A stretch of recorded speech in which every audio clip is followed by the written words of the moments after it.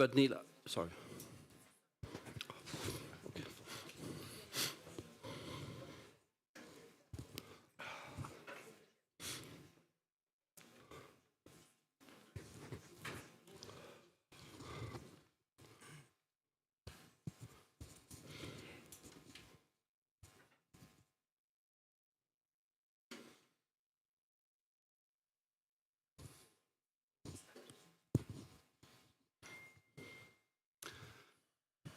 Welcome to all of you. It seems like the loudspeaker system is working perfectly. And welcome to Davos, those of you who have arrived this sunny morning. Welcome to this discussion, whether it will be sunny or not. That remains to be seen. Because the subject that we have been asked to address is a somewhat complicated one. What if Ukraine loses? However you define that, by the way, but that's a separate issue. The panel that we have here, and now you have to indulge with me for mispronouncing Ukrainian names, is Yehor Cherniv. Exactly. Excellent. A member of the Rada, the Parliament of Ukraine, and you are chairman of the Ukrainian delegation to the NATO Parliamentary Assembly. That's excellent. We have Neil Ferguson. You are senior fellow at the Hoover Institution at Stanford, well-known professor, writes a book every second year or every year or something like that. And they are, as a matter of fact, all worth reading. That's, you'll have to pay for that particular comment later on. And then we have Valery Peka, co-founder of Nova Kraina, who is also here. We lack... here, we don't lack. We don't lack Lesya Vasilenko, another member of Parliament of Ukraine. What we do lack is John Herbst from the US, who's evidently delayed by train or aircraft or whatever. So let's dive directly into the issue. And I think I'd start with you, Neil, since you have written a piece on this particular topic. What if Ukraine loses? Well, first of all, can I say that it's a pleasure and an honor to be here. And I'm eagerly looking forward to hearing from our Ukrainian friends more about the current situation. I haven't been to Ukraine since September. It was already a somewhat bleak outlook then, very different from a year before. I remember vividly, Carl, a conference that happened last year at the Hoover Institution at Stanford, in which some eminent American and other experts debated scenarios for the war in Ukraine. And one of my colleagues listed 7 possible scenarios, which ranged from a sweeping, comprehensive Ukrainian breakthrough and victory, including regime change in Moscow, to stalemate. And I had the temerity to raise my hand and say there's an 8th scenario that you've omitted, which is the scenario that Ukraine loses and Russia wins. Now, that wasn't at all a nice thing to say last year, but I felt that it had to be said, because if we didn't contemplate that worst case scenario, then support for the war was likely to wane in the United States, and it was already showing signs of waning. If we didn't make it clear what the dire consequences would be of a Russian victory, then people in the United States would stop understanding why a financial commitment and a commitment of weapons had to be made. And if they stopped understanding that, then people in Western Europe would soon follow. So the piece that I wrote right at the end of 2023 for Bloomberg asked what the implications would be of defeat for Ukraine. Now, as you say, Carl, that can be defined in many ways. I'll define it in one particular way. It would be victory for Putin if Ukraine retained even a majority of its 1991 territory, but was economically unable to survive or to prosper. It might survive, but it would be unstable. And if it were unstable, the Ukrainians who have left since 2022 might never come back. the country might be condemned to insecurity, to poverty, investment wouldn't come. That would be enough to constitute victory without Putin needing to march through Kyiv at the head of a victory parade. Why would that outcome be bad? Well, in some ways it's obvious, and it shouldn't have to be spelt out. And it sort of annoyed me to have to spell it out in black and white. But it would clearly signal a failure of the Western alliance that was formed hastily in 2022, a failure of American leadership. It would expose as meaningless phrases such as, "we will be there for as long as it takes." It would dent not only the credibility of an American-led alliance, but more importantly, I think, it would create a much higher level of insecurity for the rest of Europe, including the European members of NATO, new and old, who would then have to consider the question of what strategic autonomy really meant in practice. Bear in mind that if the United States isn't there for Ukraine, could it really be counted on to be there in a further crisis, a crisis perhaps affecting Moldova or Lithuania? Strategic autonomy, as I pointed out in the article, is an expensive thing. To talk of 2% of GDP as a defense budget, historically, is to talk of a very small amount. These are low numbers. During the Cold War, some European countries had defense budgets in excess of 5% of GDP. And I calculated at the end of the piece how much it would cost France, how much it would cost Germany, how much it would cost the different European members of NATO to achieve strategic autonomy for the eventuality of a new Cold War, because I think that would be what we would be in. It's clear that there would be a major threat to other countries if Ukraine were defeated, because Putin's entire method, his entire approach to the war would be vindicated. And this would not just be a vindication for Russian imperialism, I think it would also be implicitly a vindication for those powers that have tacitly or openly supported Russia. And I include in that China, because make no mistake, without Chinese economic support, the Russian war machine would not be able to grind on as it is grinding on. So this is a huge geopolitical moment. It has significance not just for Ukraine. It has significance for the whole world. And that is why I cannot emphasize this enough. We cannot afford to allow Ukraine to lose this war. We cannot afford to allow Putin to claim victory, because the costs to us, not just the financial and economic costs, but the moral costs to us would be unacceptably high. Thank you. And I think these arguments are very good and particularly important for the US audience, because they tend to be at the moment, I would say, slightly obsessed with the priority they give to China. And it's important, as you point out, there's a relationship between the two that is insufficiently understood. Could I start with Lesya, perhaps? And then we have the voices from Ukraine before we go into the wider debate. There's no doubt about it. The scenario that has just been set out by Neil is a nightmare rather than any kind of fantasy. But it's good. There's a positive side to it. The positive side to it is that it stays as a scenario and as a fantasy. The fact that we all need to recollect and be aware of is that Ukraine has actually won. And not only Ukraine has won, but also the allies of Ukraine have won. Ukraine is still standing as an independent country, under the Ukrainian flag, under the Ukrainian constitution, and under the Ukrainian laws.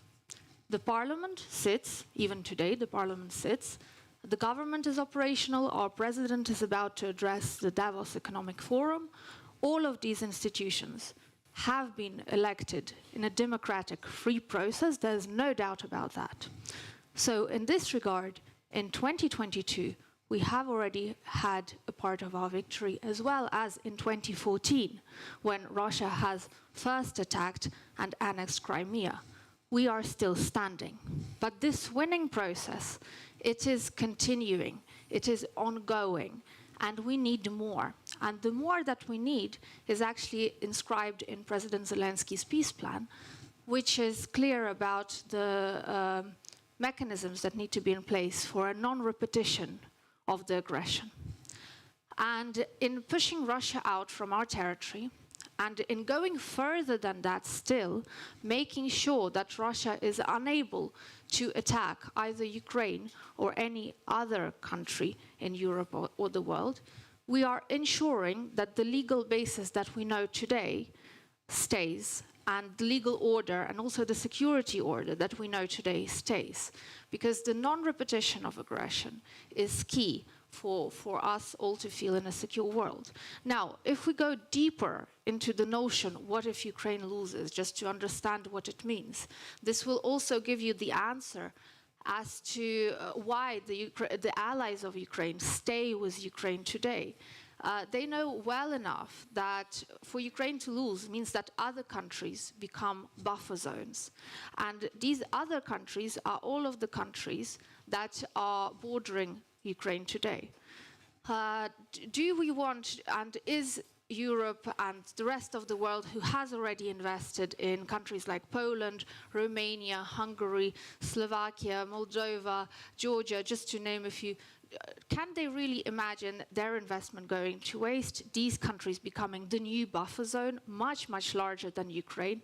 No, they cannot. This is why investing in Ukraine's victory and investing in Ukraine's success and in the non-repetition of Russia's aggression is key and remains a key focus today, and will remain a key focus regardless of which political force wins in the upcoming elections this year. And there will be over 70 elections across the world this year. Something else for us to understand, it's not just about the security order or the economic order. It's definitely, like we have discussed on many platforms, it's also about the legal but moral aspect of it. The international community as it stands today, the international community which wants to develop, which wants to see a future world for the future generations to grow up in, which is based on human rights, on freedoms, on the possibility to grow, including economically, that world cannot bear to have blood on its hands. That world cannot survive, cannot strive, cannot develop if if the crimes of genocide are allowed, if the crimes of human rights are allowed, and the crimes of and war crimes are allowed. These communities will just not stand. It's as simple as that, and it's tried in many international legal documents, and it's up to the international community to find strengths in themselves to prevent these crimes. And this is exactly what is happening now. And I think that we have this collective understanding. And the next step of going further is, again, I will underscore this many times, to make sure that there is a prevention of further aggression from Russia's Federation, and that Russia is unable to pursue its aggressive causes and unable to restart aggressive wars. But for that, we need to have a different question up there, and we need to have what if Russia loses, but really, really loses. Thanks. Valery, what's your take on the question? Thank you, sir. I'm afraid that when we're speaking using the language of fear... Sorry, we can't hear the mic is off. I would like to flip this question upside down and ask, what if Ukraine wins? What if Ukraine will defeat Russia? And ask our allies and partners to look at this situation not in terms of fear and threats, but in terms of investments. Yes, when we are stating to our allies that to Europeans and America, for instance, that we are fighting for you, we are defending you, we are defending Europe, the majority of people don't understand what we are speaking about. Indeed, people in Baltic countries, people in Scandinavian countries, and sometimes in Poland, maybe rarely in Poland, they understand what we're speaking about. But even people in Eastern Europe, like in Hungary, they could not understand. And what about Germans and What about France? What about Portugal and so on? So let's speak in terms of investment and what if Ukraine wins? There will be four consequences, which could be considered as a very good investment. First, the whole authoritarian axis will be much more weakened, and the whole democratic world will be stronger. First implication would be that less probably China will actively operate in towards Taiwan and in other regions, and there will be less tension points in the Middle East, in Africa, in Latin America, in all those points where Russia would like and is the operator of uncertainty. So I would like to emphasize that Russia operates now as the operator of uncertainty, creating more and more uncertainty points over the world. And the only way to win this game is to switch who is the operator of uncertainty, to make the West, to make NATO operator of certainty. So the first implication is that there will be less tensions, less probability of big war, and less probability of Chinese active operations. Second is that Russia, as a global superpower, is just increases global risks. Imagine the world with three global superpowers: Russia, China, and USA. And imagine the world with two superpowers. So in which case the balance would be kept easier, in which case the global security will be kept easier, and risks are smaller. Indeed, when there will be two, not three. Triangle is not a stable point here. And third point, so second point is that all global risks will go down because of two, not three superpowers. Third point of my four is that support of Ukraine is not the expenses. Support of Ukraine is the investment in terms of military production. So first, the West producing more modern warfare, replacing old warfare to new, testing warfare weapon on the battleground, removing and liquidating obsolete warfare. Indeed, we see that the essence of the war is being changing every day dramatically. So this war is not Second World War and not Vietnam and not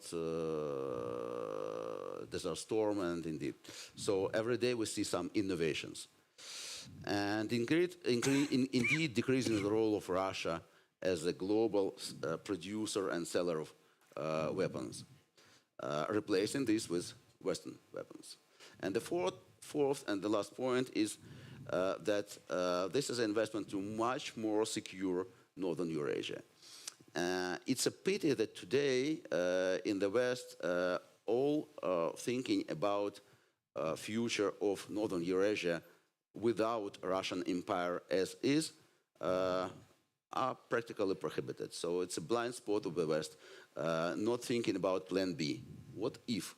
What if there will be change of the nature of Russian political system? What if there will be a decolonization process of this huge territory? What if there will be a smooth re-federalization, so changing of the political system to a real federation? What if all global risks in this Northern Eurasia will go down from human rights to ecological crisis on this huge territory and so on? So maybe I should add later on, if there will be any time, about fears of the West and how to hedge these risks, how to mitigate these risks. Thank you. Thank you. Dior? Well, first of all, thank you for the invitation, and it's a pleasure and honor for me to be here with so distinguished panelists. You know, I would like to start with the rephrasing of this question. What if the West loses? Because for me, it's equal. If Ukraine and loses, it will mean the West will lose. Because I think it's quite obvious that the present world order will be destroyed. And actually, if we have a look on the real goals of Russia before the start of this war, it's not about some pieces of territory of Ukraine. And even it's not about Ukraine as a country. It's about revising the world order. Recognize, please, the first ultimatum was made by Russia in December 2021. Yeah, it was about it was ultimatum to NATO that they should push out their borders to the borders of 1997. What about it? It's about not just influence on the Eastern Europe. It's about the influence of dictatorship, or Russian dictatorship, on the whole Europe. And actually, this is the big game with the China, with Russia, with Iran, with North Korea, about the revising the world order. And actually, they try to do this by in the peaceful way, with these big projects like One Belt, One Way, or the one space from Vladivostok to Lisbon. They failed with this, and they tried to push the US from the EU. This is one of the goals of Russia. This is, it's not about Ukrainian territory, and they will continue to do this. And actually, they failed here in Ukraine with their so-called 3 days for Kiev.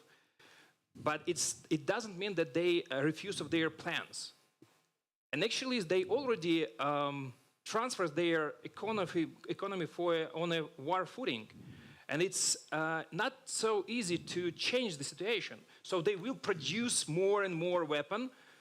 And will they use it for the stocks? No. They will use it against other countries. And we also have see this picture because we have these tensions with Taiwan. We have this tension with North Korea and South Korea. Iran strike a missile just this night for the US bases. This is the pieces of one picture. This is about it. And actually, I'm not sure that they will wait for a conquer of Ukraine to start a new invasion in Baltic states, or through the Suwal corridor, or from the territory of Belarus.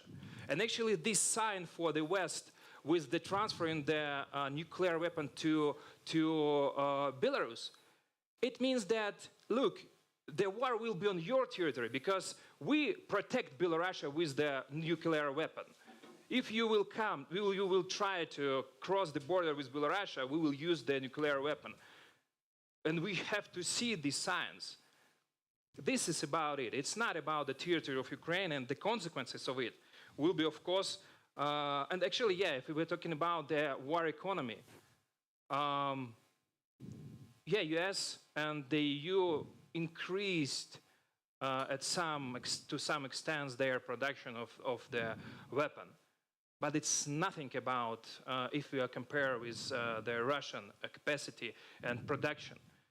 Just for one strike to Yemen, the US used up to 200, if I'm not mistaken, Tomahawks. It's the whole production for the year of the Tomahawks. So we have to wake up, and the Westerners have to wake up. And it's, I'm talking about just for one dimension of the consequences, the architecture of the security. When or if Ukraine loses and the West loses, it will lead to the polarization of the world, because it will mean that there are no any more the security or the protection of the US in EU also.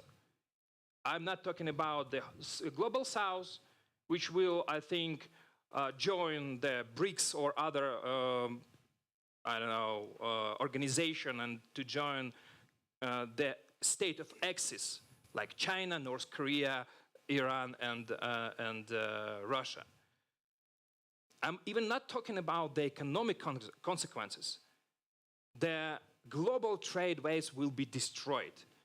The new waves of refugees, not only from Ukraine, but from the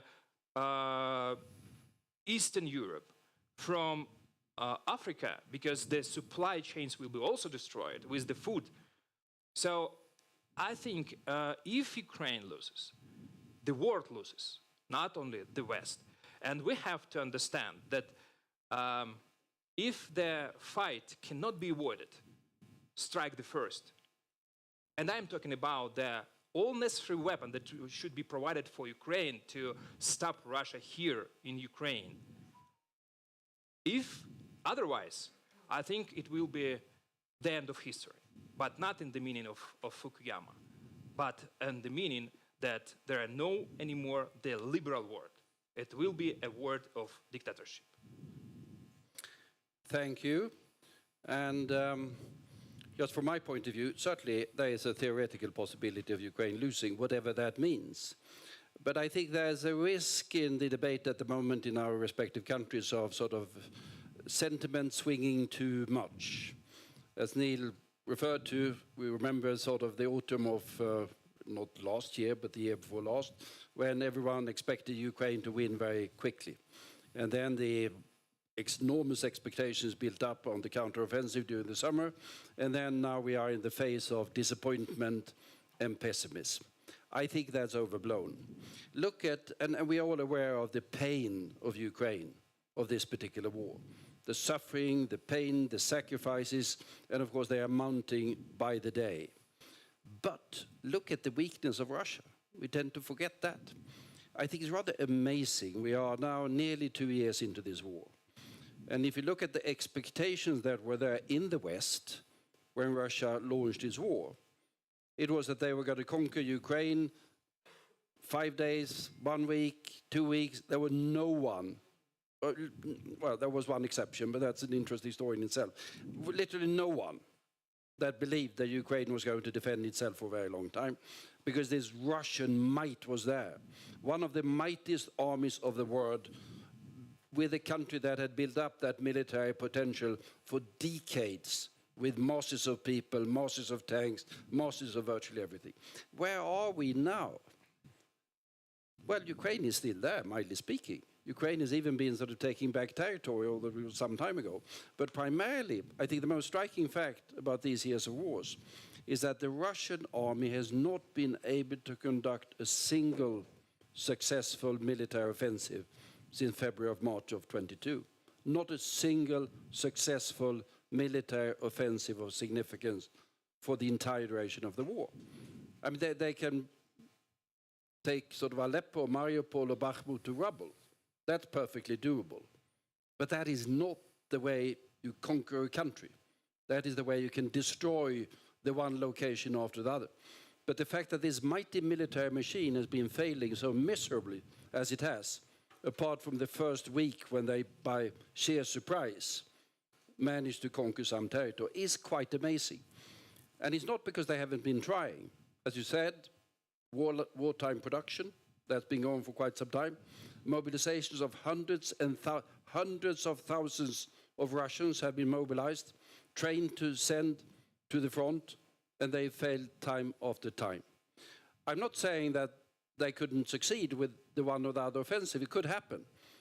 But I'm just warning, we shouldn't build Russia too high is when we are seeing sort of the problems of not Ukraine winning sufficiently fast.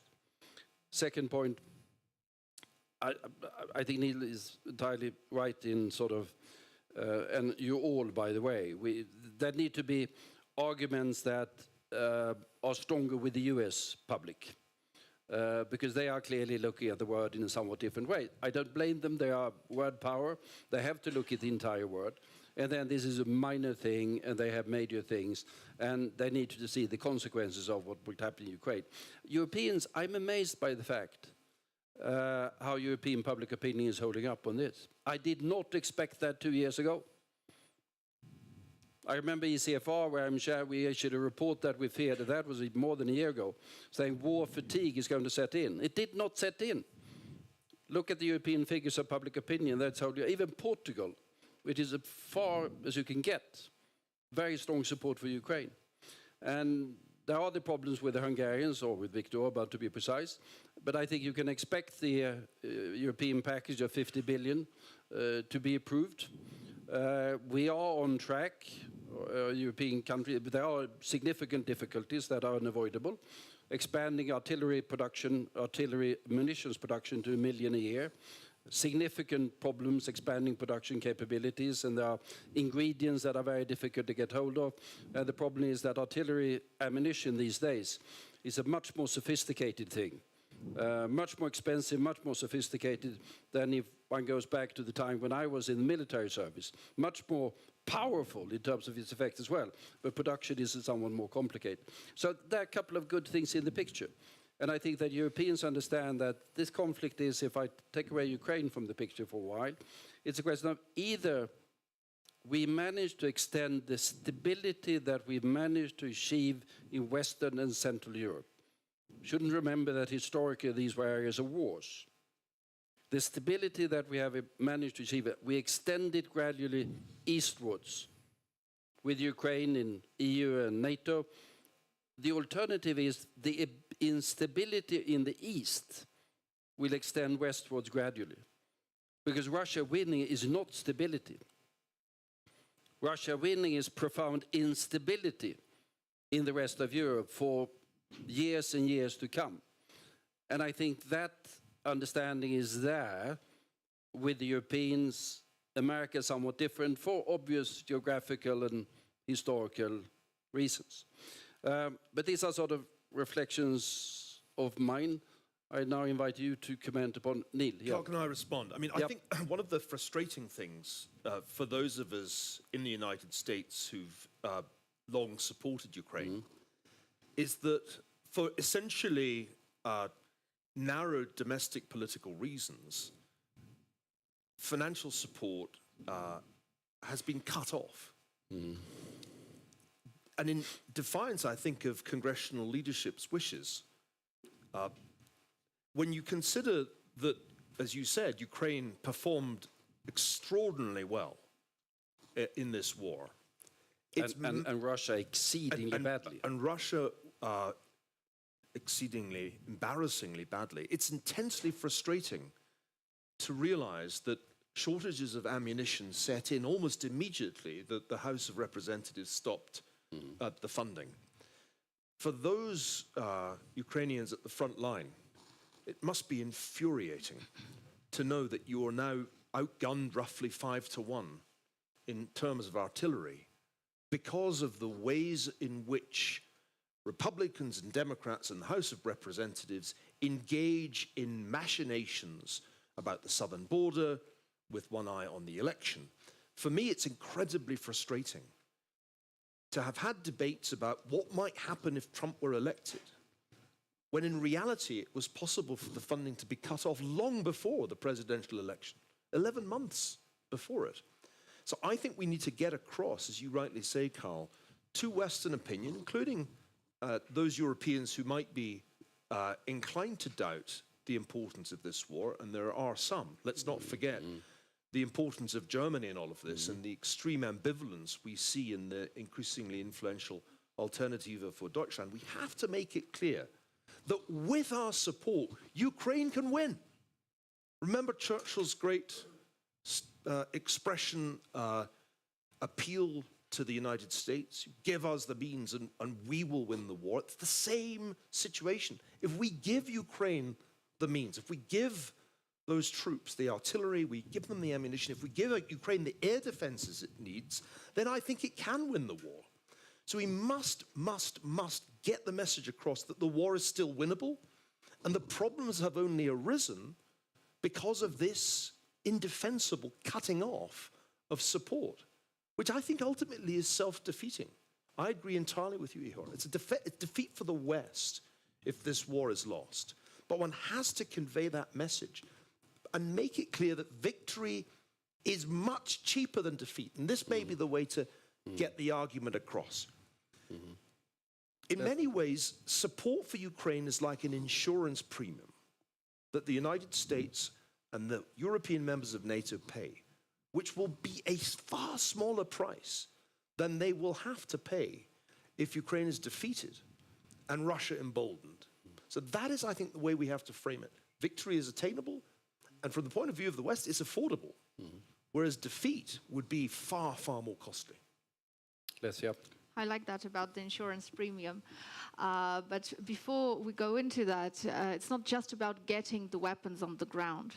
It's also about having the permission to use these weapons properly against Russia, specifically to hit the targets from which the most attacks are being conducted onto Ukraine.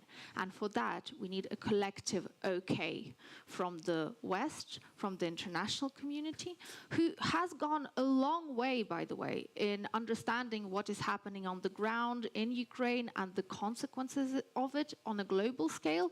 I think this answers, Carl, your question about, or your surprise as to the fact that the Ukraine fatigue hasn't settled in, and I'm so glad to see those numbers, by the way. But the reason for that is because this war has been going on for 10 years. It will be 10 years in February this year since the first attack. So the West has learned its lesson, as well as Ukraine has, that fatigue does not give you an outcome, and that in fact it leads to an escalation of war, and it leads to extra spending, it leads to extra risks, and all of those things we have discussed already.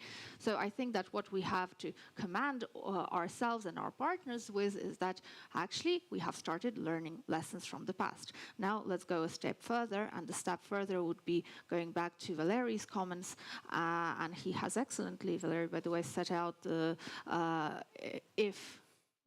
what if in Russia there is a decolonization, there is a demilitarization, deputinization, and all of these things, but it shouldn't be an if, it should be a when. And again, this depends on the collective okay from the West, going as far as not just discussing, and we're at that stage of discussing at the moment only, but actually having actions for the ifs regarding Russia's loss to become the whens. And then the question will be, what if the West allows Russia to lose?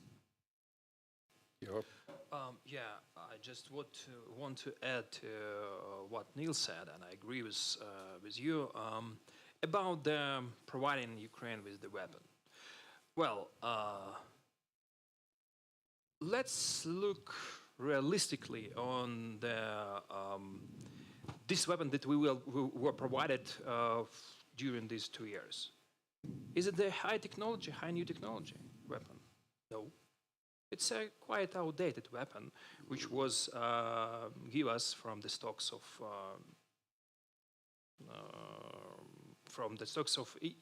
Eastern Europe, from the stocks of the US also. Yeah, probably Storm Shadow and Scalp is the highest way of level of this weapon.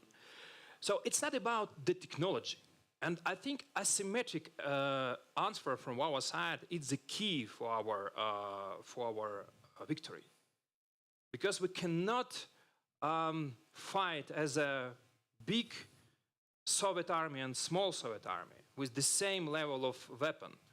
And the West actually has this new technology of the weapon. And we can be provided with this new technology weapon, and I think it will lead actually to victory of Ukraine. It's the first my comment. The second comment, we have to understand that in this war, I think those who will have the longest will, because Russia tried to convince the West that they will go to the end. They will achieve all the goals that they announced before this war. Yes, they have a problem with the economy. Yes, they have problem with the production inside because of sanctions. But the problem, it's actually strong and weak side at the same time of the democracy. Discussions. We already discussed what we should do. It's not like a dictatorship. You have an order, we start this war, we continue this war, and et cetera, et cetera. And unfortunately, this snack culture of the using of information in the West cannot help us, actually, let's say in this way. I mean that in the US citizens are focusing right now on the election of president. Yes, there is war in Ukraine, but somewhere too far from us. It's not in our agenda. It's not about us. It's not about us today. And they don't want to think about it, how it can influence on their own future. So we have to maintain this focus on the war in the societies of the Western world, because unfortunately, Russia has their power in their dictatorship, and they don't care about their opinion in their society. The Western world has to take into account the opinion of people. Thank you. Prime Minister Bildt has asked a very nice question: what does it mean, defeat, and what does it mean, victory? And I would like here, common sense isn't enough to understand. And I would like to refer to one of the big strategists of 20th century, Sir Basil Littleheart, who defined that victory is a peace better than before. So defeat is a peace worse than before. So what does it mean, victory for Ukraine? Does it mean just that Ukrainian forces are reaching the borders of 1991? Not enough. If warfare is continuing, if blocking of the sea is continuing, and ruining of Ukrainian infrastructure and missile attacks are continuing, this is not a victory. So what does it mean, a victory? A victory is when Russia never more is a threat to Ukraine and the world. Mm-hmm. This is a victory. And what is defeat for Russia indeed?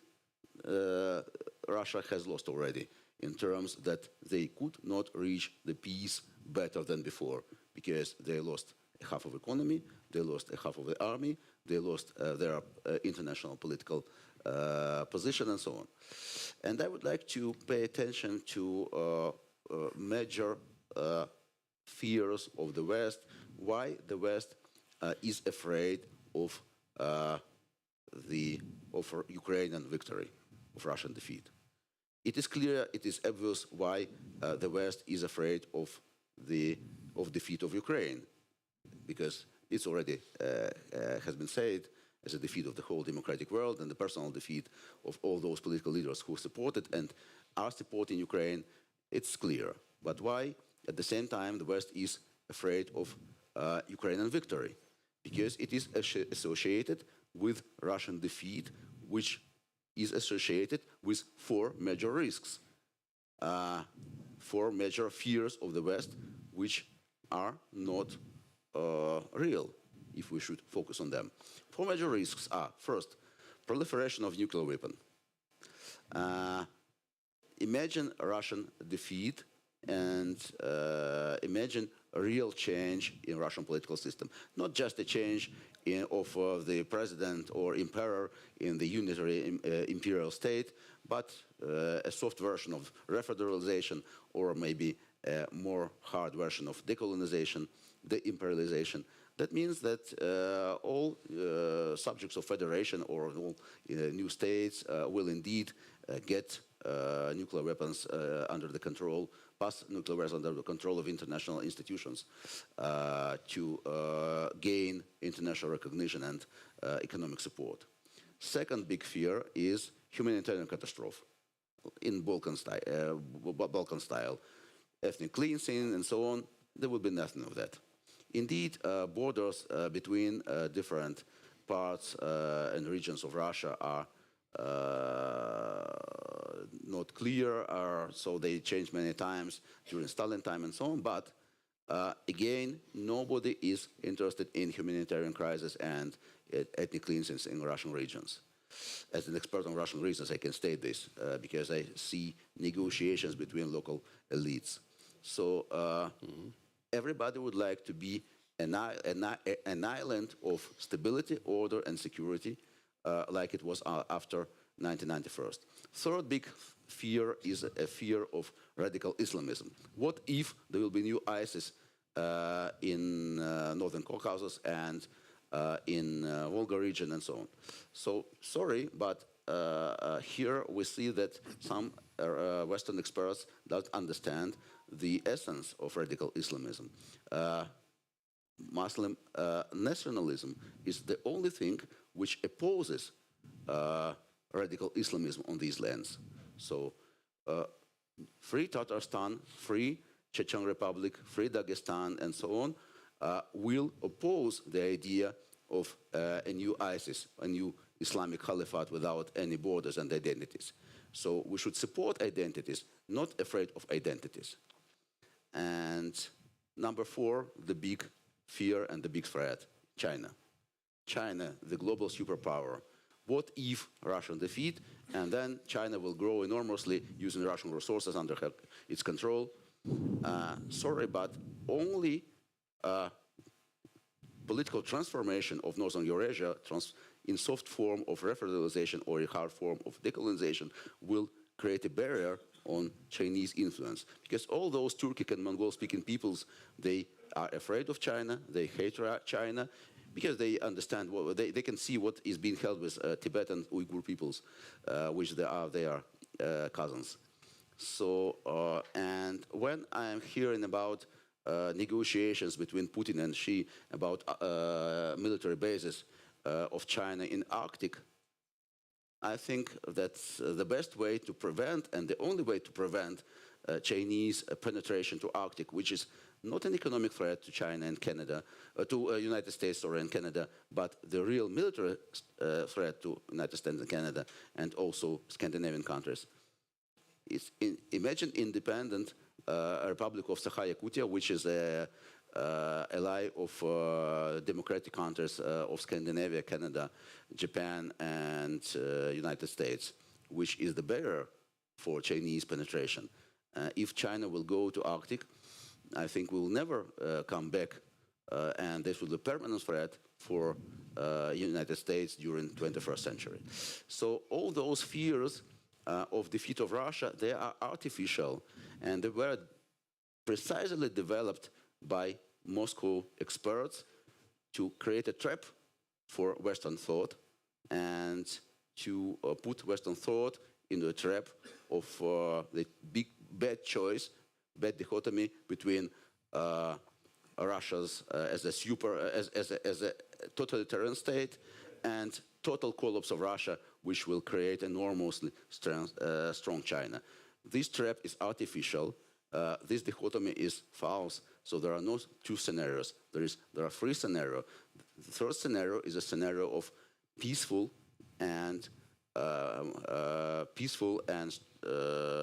soft Northern Eurasia, which is slowly going towards the way of modernization and democracy. Could we imagine that?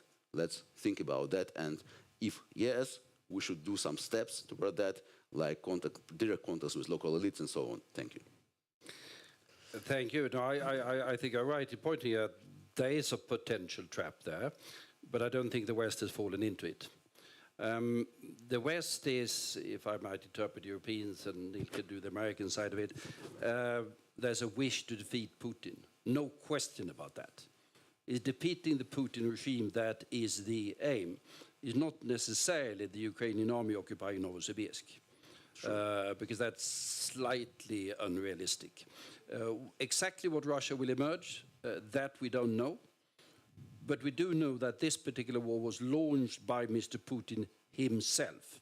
He might have sort of gotten support for it further down the line.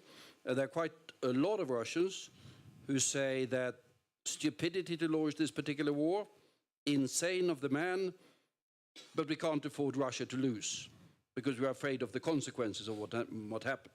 But the West absolutely determined there will be no peace as long as Mr. Putin is there. There might be something that is well short of peace, but Peace with Putin is simply not possible. He must be defeated. And then just the point on the investment and the money, and Neil made the point, but just to reinforce that, it is, I shouldn't say small money, because it's a lot of money, but if you take the European support, which is far larger than the American support at the moment, it's 0.3 of our GDP. 0.3% of GDP is a lot of money. But I mean, we have 2.0% of GDP for defense spending. I would, no one else would say that, I would gladly take down our defense spending to 1.7 if I could spend that 0.3 to Ukraine. Because with Ukraine succeeding, sort of is the defense not only of Ukraine, it is defense of every European country. So the money is there if the political will is there. And it's a question of keeping up the political will. And then just make that final comment from my side. What is war? War is a battle of weapons, no question about that. We discussed quite a lot of that. But war is primarily a contest, a battle of wills. It's the question, who has the will to win? That will decide it at the end of the day. And that is also the reason why the Ukrainian army, with all of the deficiencies and all of the limitations in terms of weapons, has been performing better than the Russian army, which has far superiority in all weapons that you can think of, but doesn't have the will. Ukrainians have the will to defend their country.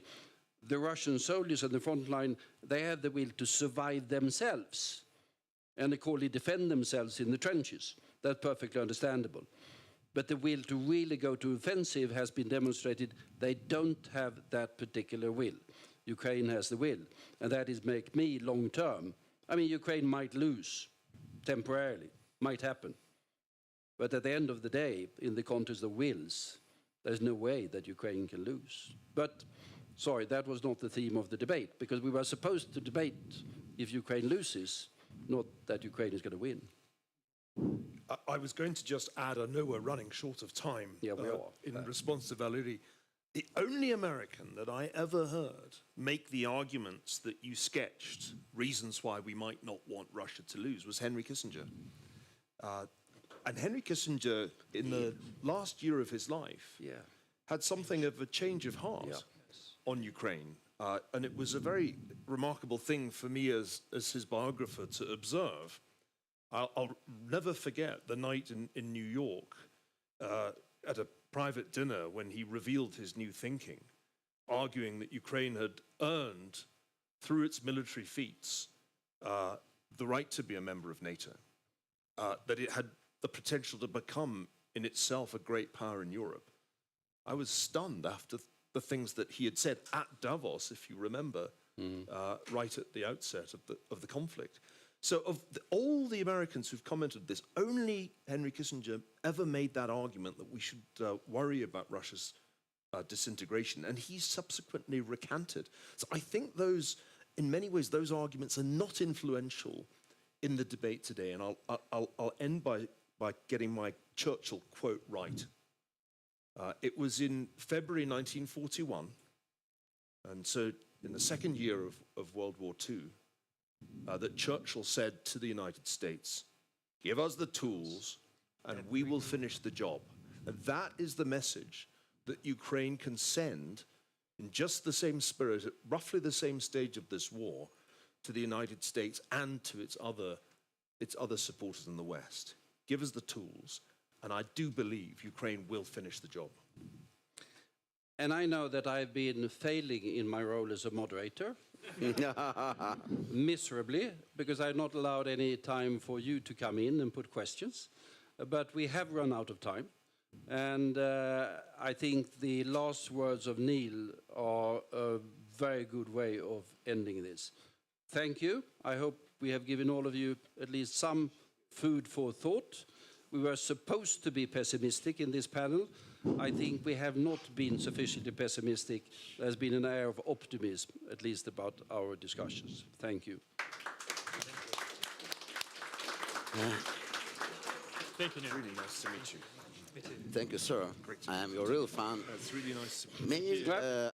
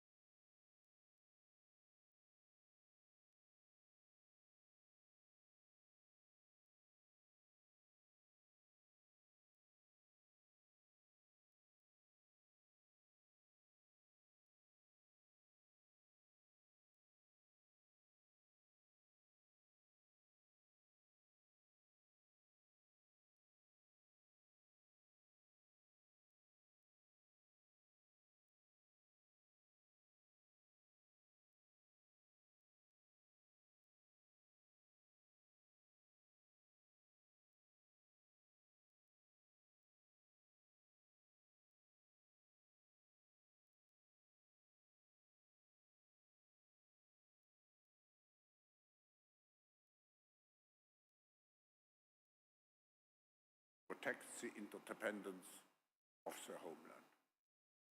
Thanks to your leadership, Mr. President, as well as the determination of every Ukrainian citizen, your country has remained incredibly resilient in response to the war. We are deeply grateful to you and the Ukrainian people for defending the values which are at the core of the international system and at the heart of liberal democracy. In 2022, Ukraine was granted EU candidate status, and just last month, formal accession negotiations began. There is no question that Ukraine remains firmly on the path of European integration as a result of you and your government's policies. We are eager to hear from you on what lies ahead for Ukraine in this critical time for your country, not only for your country, for Europe and for the world. Mr. President, the floor is yours.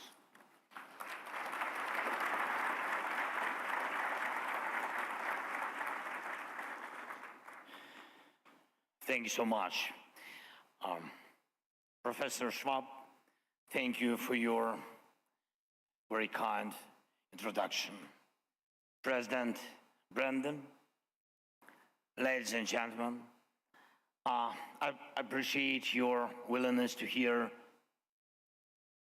answers to truly important questions. When will the war end? Is the third World War possible? Is it time to negotiate with Putin? The full-scale war in Europe has been ongoing for nearly 2 years. Counting the time since Russia's illegal annexation of our Crimea, it's been almost 10 years. And for almost 10 years,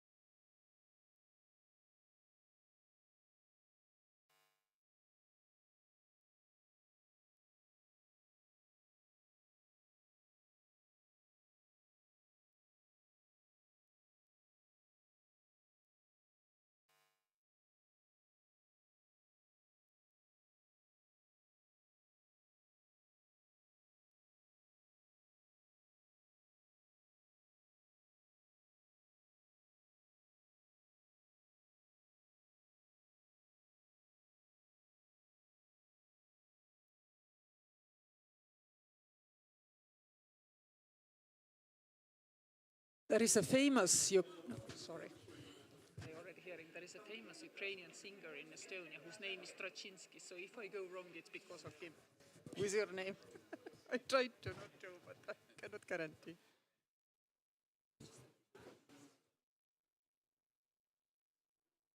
Yeah, sure. Oops. Okay.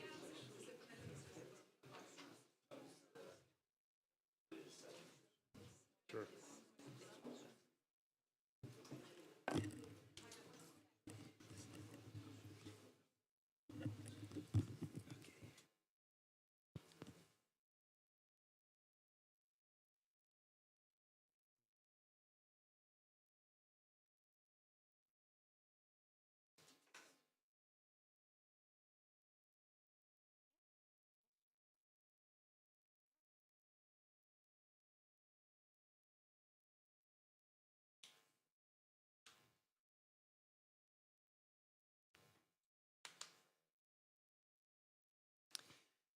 So, microphone test, does it work? Seems to be working. Thank you all for joining us for our discussion on global threats from Russia's war and the peace formula of President Zelensky. And I really appreciate having Deputy Minister of Foreign Affairs of Ukraine with us, Mr. Mykola Tochitsky. You have been here negotiating for the peace formula, looking ahead for the next steps, what could be there. So I think first I would ask from you to give us a brief overview and the hope for future. And then we have Professor Hausmann, who is the founder and director of Growth Lab at Harvard University. And I've asked Professor Hausmann to take a little bit more of a global view because you have obviously more of a global picture than us here. We are all more or less Europeans, or at least transatlantic. We also have Professor Blohy, Professor of Ukrainian History, a director of Ukrainian Research Institute at Harvard University as well. And I believe Serhii will be able to complement what Vice Minister has to say on where might history take us, what must we learn from the history to have a brighter future. And then we have one empty chair, which will hopefully be fulfilled by Professor Nouriel Roubini, who is the CEO of Roubini Macro Associates. And as we all know, he's a very non-linear economic thinker. And I guess we need a little bit of this thinking to try to predict also the Ukrainian economic future. So two economists, if you count me, three, one historian and one deputy minister who now has the floor, please. Thank you very much. Does it work? Can you hear me? Okay, thank you. Madam President, thank you very much, colleagues. It's a really pleasure just the next day after the fourth summit conference on national security and diplomatic advisor discussion on peace formula of President Zelensky to share with you some elements which I can allow to me to speak. Very interesting to see that already 82 countries and institutions participated on this discussion. It seems to me that peace formula of President Zelensky became a roadmap for many countries which would like to live according to the UN Charter, international law, and rule of law. Of course, we had different opinions. It's not 82 countries which agreed in everything, but it was a very good discussion on next 5 elements of peace formula from withdrawing Russian armed forces from Ukrainian territory, which must be the main element of discussion, further discussion with Russia about the peace. To the question how to end the war. Frankly, in reality, we are living today 692nd days of the war with Russia and provoked an open aggression on Ukraine. But in reality, we have here a very famous historian, not only in this podium, but also I see some familiar people and face in this room. In reality, the war of Russia is some kind of style of life.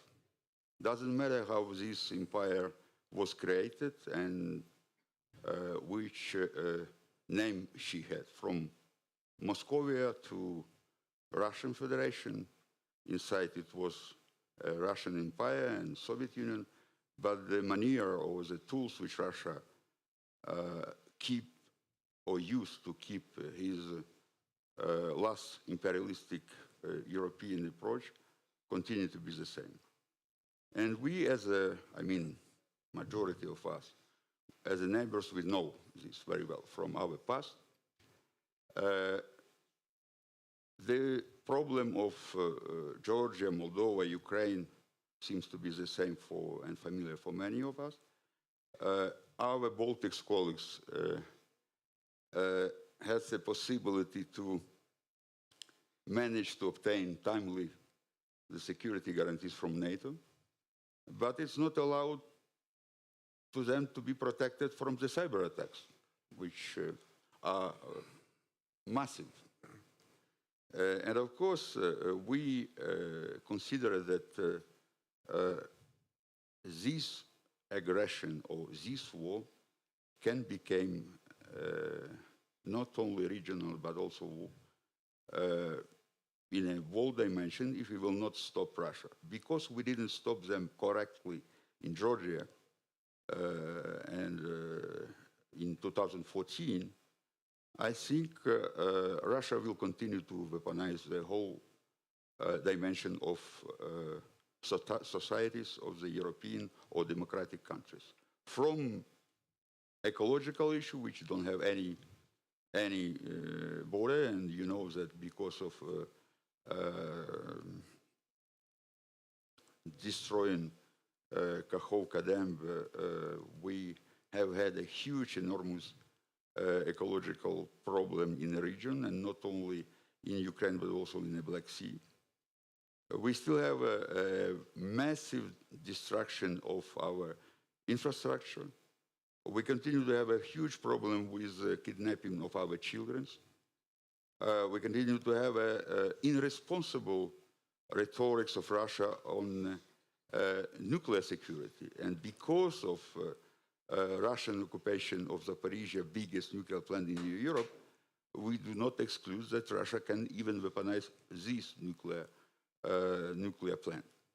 So the goal for many of those which have been united yesterday here in Davos to discuss the issue how return the world to the rule of law, how oblige Russia to, as a permanent member of Security Council, where she must be one of the dock of control of the rule of law, how to keep or rebuild or strengthen the existing Second World War post structure of peace. And in reality, I think each of the questions which Russia tried to weaponize during this war, we have addressed in a peace, discussed in a peace formula, which has 10 points. I'm very delighted to tell you that we are approaching the concrete result of the work of each of 10 groups. We hope that we can have in a few months summit of leaders, head of state and government on a peace formula. And after that, each of 10 points must be redressed and built on a basis of consensus of the members of the groups. As I already mentioned, we have had 82 countries and institutions, but it's not because we didn't have additional demand to join. It's because of, how to say, capacity to manage such a big quantity of the nation which would like to discuss the issue. As I said, we know how to do, what to do. Minimum, in our case, we need to fight, and this is our Ukrainian obligation. But when we are talking about the peace formula, it's not about only the peace in Ukraine, it's about the peace in the world. and existence of the future world. And it depends on us, all of us, what kind of future we will have, or dark with using the weapon by some alliance of Russia, or we can build a concrete, solid peace, last and very responsible for very responsible nations. Thank you. Thank you, Vice Minister. And I truly believe that the fact that we have such a comprehensive plan allows the global world, the freedom-loving world, to really unite behind President Zelensky's peace plan and make sure that there is only one peace plan, which is President Zelensky's peace plan. But numbers actually fail me when I try to think about, how easy it should be to obtain our objectives, namely getting Russia out of Ukraine. Because if I look only at the Rammstein coalition, the defense expenditure of those countries is 1.27 trillion. And now, if you compare that to Russian, it's 0.09 trillion. Yet we are not winning this war. So economists cannot have an answer. Professor Plochy, you must have an answer. Why we are not winning? Thank you. It's a very, very important question, especially today. I'll provide answers as a historian, not as an economist. And the reason is that basically it's a very different war that is being fought on the part of Russia and on the part of Ukraine's Western allies. If you look at the Russian propaganda and Russian actions as well, they're mobilized to fight not with Ukraine, they're mobilized to fight against the West. So in Russia, it is the war on the West, rhetorically, but also in terms of mobilization of the resources. When you look at the West, the perspective is very different. West is not at war. West refuses to recognize that it's being challenged. The discussion is whether we should help Ukraine or not help Ukraine, and to what degree we should do that. And the voices, especially in the course of the last few months, are stronger and stronger that probably we shouldn't help too much and let's settle. That's the reality of the last few months. And given this very different framework in which war is perceived in Moscow, in Washington, in European capitals, the outcome is not very promising. Now, very broadly speaking, there are two types of peace. One of them is when one side wins and dictates the conditions. And this is what we hear from Moscow. The idea is not only the annexation of the Ukrainian territories, but also dictating what sort of Ukraine should it be, how much troops there should be, army, and so on and so forth. And this is the peace that, exactly as the Deputy Minister just said, it leads to war, but not to war only in Ukraine, but a global one. Look at what is happening today on the battlefields of Ukraine. There are Chechens who were actually defeated and taken over in the 1990s when the West and the world and Ukraine, including Ukraine, was silent. Now they're being mobilized as basically part of the Russian army. Look at the Donetsk and Luhansk eastern Ukraine. They are in the ranks of the Russian army. If Ukraine loses, you can actually continue the line. You can see what will be happening. Russia will become much stronger and much more aggressive, not only vis-a-vis Ukraine, like it became vis-a-vis Chechnya or Eastern Ukraine, but vis-a-vis Central Europe and the West in general. So West has to change the framework. West has to change the perspective. This war for the West is not anymore for Ukraine and what will happen in Ukraine only. That stage has passed. The question that West has to answer is the future of the West itself.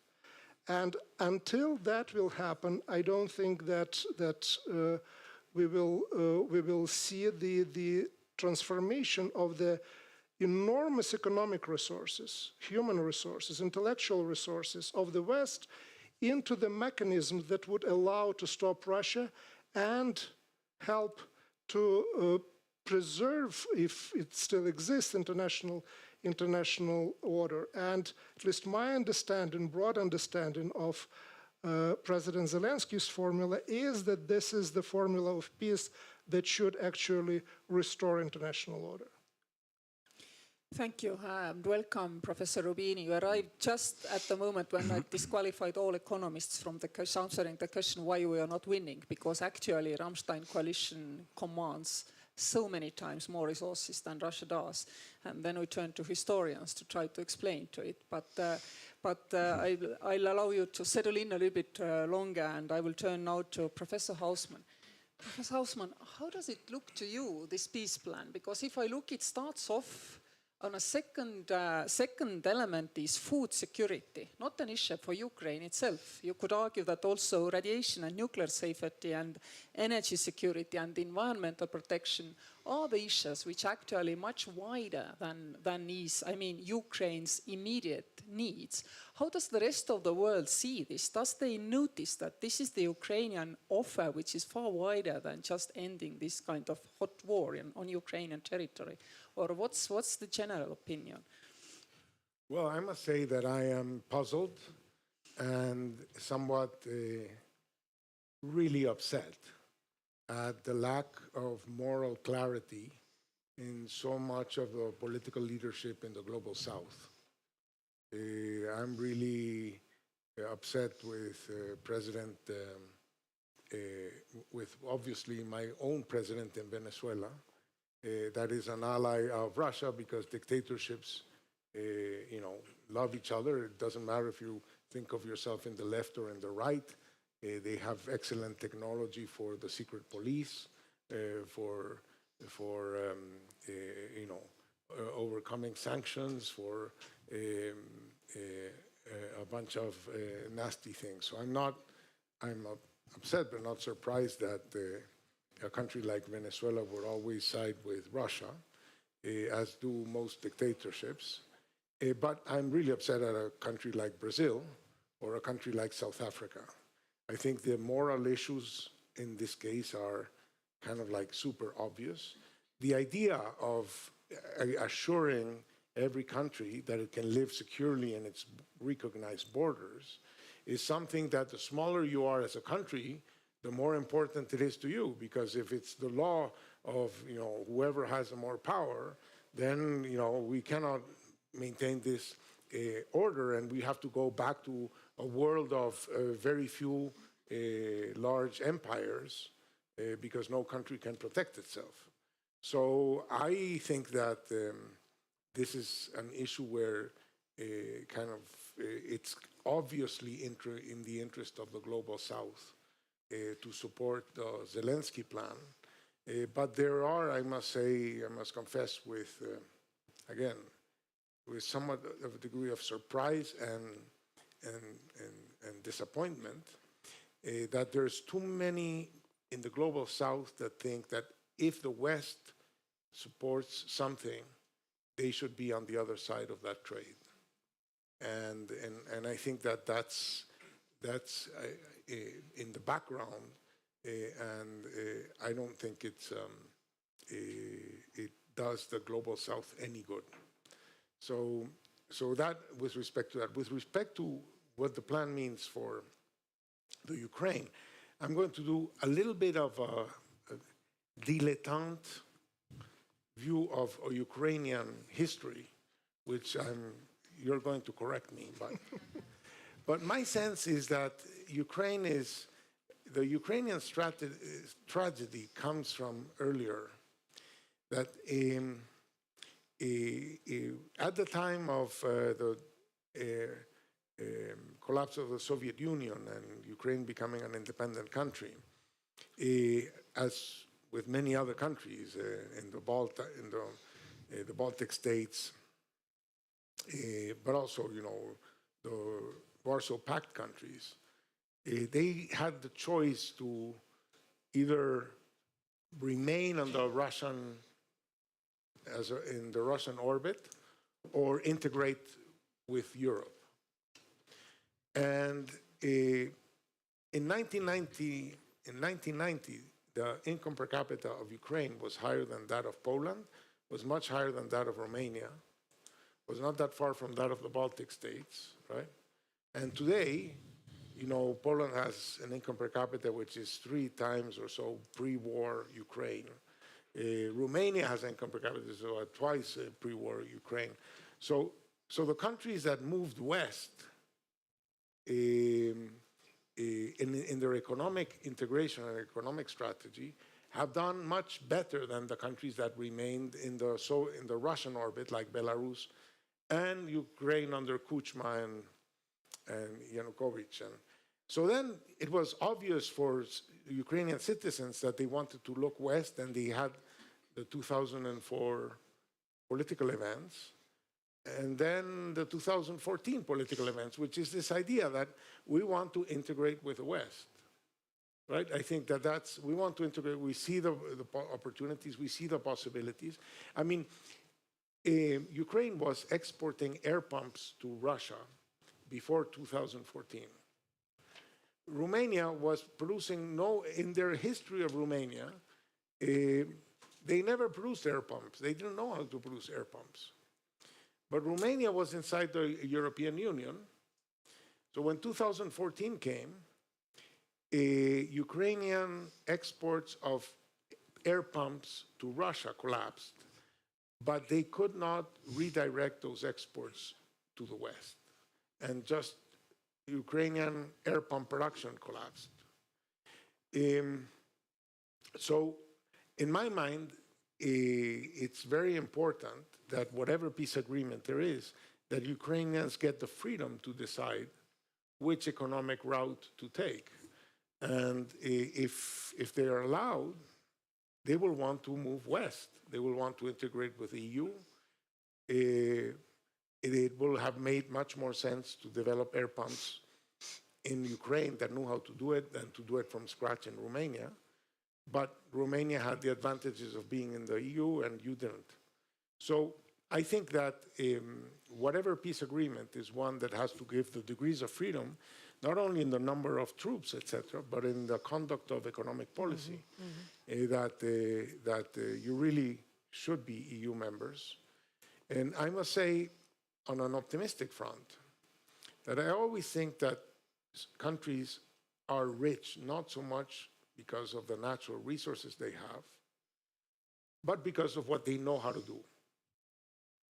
And I think that this war has been a learning experience for Ukraine. I mean, now you are producing drones in massive numbers. You will have developed your defense industry. But in the meantime, you have the most advanced e-government in the world, right? So I think that there's a lot of things that you have been figuring out how to do that can become, you've been solving your problems, but you're not the only one that has those problems. So those things become your export basket of the future. So it will not be just, the Ukrainian grain. It will also be the Ukrainian know-how that in some sense has been expanded by this horrible experience you've had to go through. Let me stop there. Yep. Thank you. I have to say that if you compare those who were occupied by Russia, therefore strictly inside the Soviet Union, and who then escaped in '91, there you can compare Baltic states, Ukraine, Moldova, Georgia. Those who turned quickly to West, it was not economic incentive, it was security incentive, by the way. I mean, economy matters, but those countries were ready to forego cooperation economically with Russia. Russia actually kicked us out of their economic hemisphere when they realized we have politically turned westwards. But the drive actually was not economy. The drive was safety and security, always.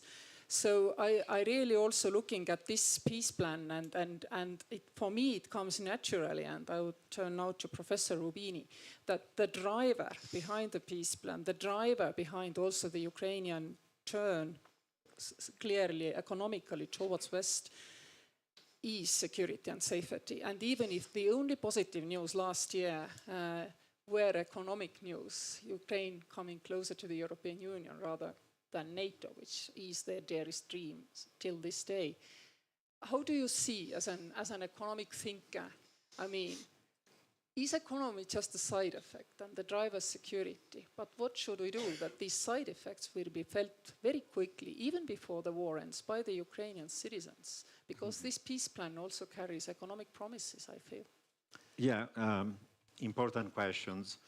Well, as an economist, usually we make a distinction between how the world should be and how the world is likely to be, between normative statements about what's desirable and optimal, as opposed to what's more likely. And from an optimal, desirable, normative point of view, of course, the brutal Russian invasion of Ukraine, totally unacceptable. It's not just only about, it's not just about Russia, Ukraine. There is a group of countries, revisionist powers, China, Russia, Iran, North Korea, Pakistan, who have challenged the economic, social, political, monetary, security, military order that the US, Europe, the West, their friends and allies have created after World War II. If you lose Ukraine, then China's going to say, if you cannot even defend a country within your own region, then of course I'm going to go and take over Taiwan, and all that's going to say. So it's well beyond the Ukraine thing, and that's why the support of US, Europe, and the West is key about how the world should be, and full solidarity to Ukrainian people who have suffered. By the way, you know, this war from the US point of view has been a bargain. You've spent $70 billion. There's not been a single American who has died.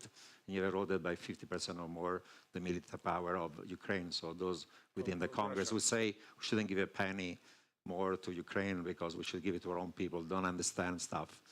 Partly it's politics, partly it's populism, partly it's really, I don't know what it is. So in an ideal world, Russia will be fully defeated. Ukraine is going to take all its lands back, including Crimea, and that will be a lesson to all sorts of aggressive autocrats. The question is what's more likely to happen. And the constraint right now is, unfortunately, given the policy of the US, it's not even obvious that more economic and military aid is going to be provided to Ukraine. Hopefully, there'll be a compromise, but the amount are not going to be as large as before. If Trump is elected, even less so. Even Europeans are all sorts of constraints. The Hungaries, the constraints of Germany, how much can they help, and so on. So hopefully there'll be money. But even if there was money, there's another bottleneck. Right now, there are not enough weapons around the world for all the conflicts that have to be fought. It's not just Russia, Ukraine. It's what's happening in the Middle East. US has to give it to Taiwan, has to rebuild its own forces in Guam and Okinawa. So literally, there is not enough munitions to give to everybody to fight and defend all the things you want to. So my point is the following one. Even in a ideal world in which Ukraine gets all the money, financial, monetary, military, as you want, like in the past, even in a world in which you get even all the weapons you want, and that's not going to be likely, the reality is that right now, the counteroffensive did not succeed with all the money and all the weapons because the Russians had the time to build up their own defenses. And they're a war economy where now X% of GDP is a war economy. So even if you were giving all this money and this weapon to Ukraine, if there's going to be a second counteroffensive next spring, it's going to unfortunately fail as much as it did the first time around because the Russians have the time to build up their own defenses. If anything, they could even regain more territory. That's the reality about the world, how it's likely to be. So unfortunately, the reality is one in which effectively a partition has occurred. Ukrainians shouldn't accept it. They should say we should do everything is possible to regain every inch of our own territory. But if you think about it, if you're going to do another counteroffensive, more destruction of your civil and other infrastructure, more killing of your own people, more damage to your own economy, and you're not going to make advances. 18% of your country is unfortunately under the control of Russia until there be changes in Russia.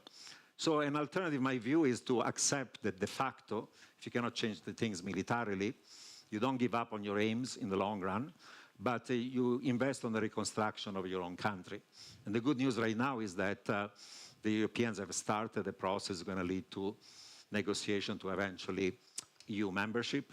There'll be lots of money coming also from the US. The money has been seized from the Russian, maybe over time the 300 billion used for the reconstruction of Ukraine. The US and the West and NATO is going to give security guarantees to Ukraine. It's going to give them enough weapons to defend themselves, with an option that down the line you're going to become member of NATO. So you keep 82% of your country. You're able to rebuild. You get a ceasefire. It's hard to sell it to your own people, but you have to sell it as that's the best option without giving up that you're going to eventually regain when Russia collapses the rest of your country. And maybe Putin is the, how to say, the obstacle to do this de facto, if not de jure, ceasefire. But I think at that point, the global South and China is going to tell him these conflicts cause so much damage to the global South in terms of food prices, energy, and so on, that you have to accept a deal like this. And then you can start rebuilding your country. And you rebuild your country, become part of Europe, you eventually become part of NATO. And eventually, you know, Russia is a declining country, economically, socially, politically. Something is going to implode. It might take 5 years, it might take 10 years. And maybe you can regain the rest of your land somewhere down the line. To me, that's the best you can achieve realistically right now.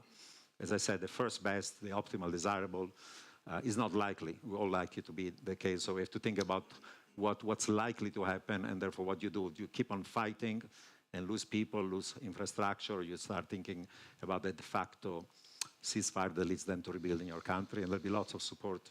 There'll be debt restructuring, there'll be lots of stuff that leads them to investment coming into country, rebuilding. That investment is not going to come if there is war. Nobody's going to invest into the private sector if there is this situation. So you have to stop it, and then start rebuilding.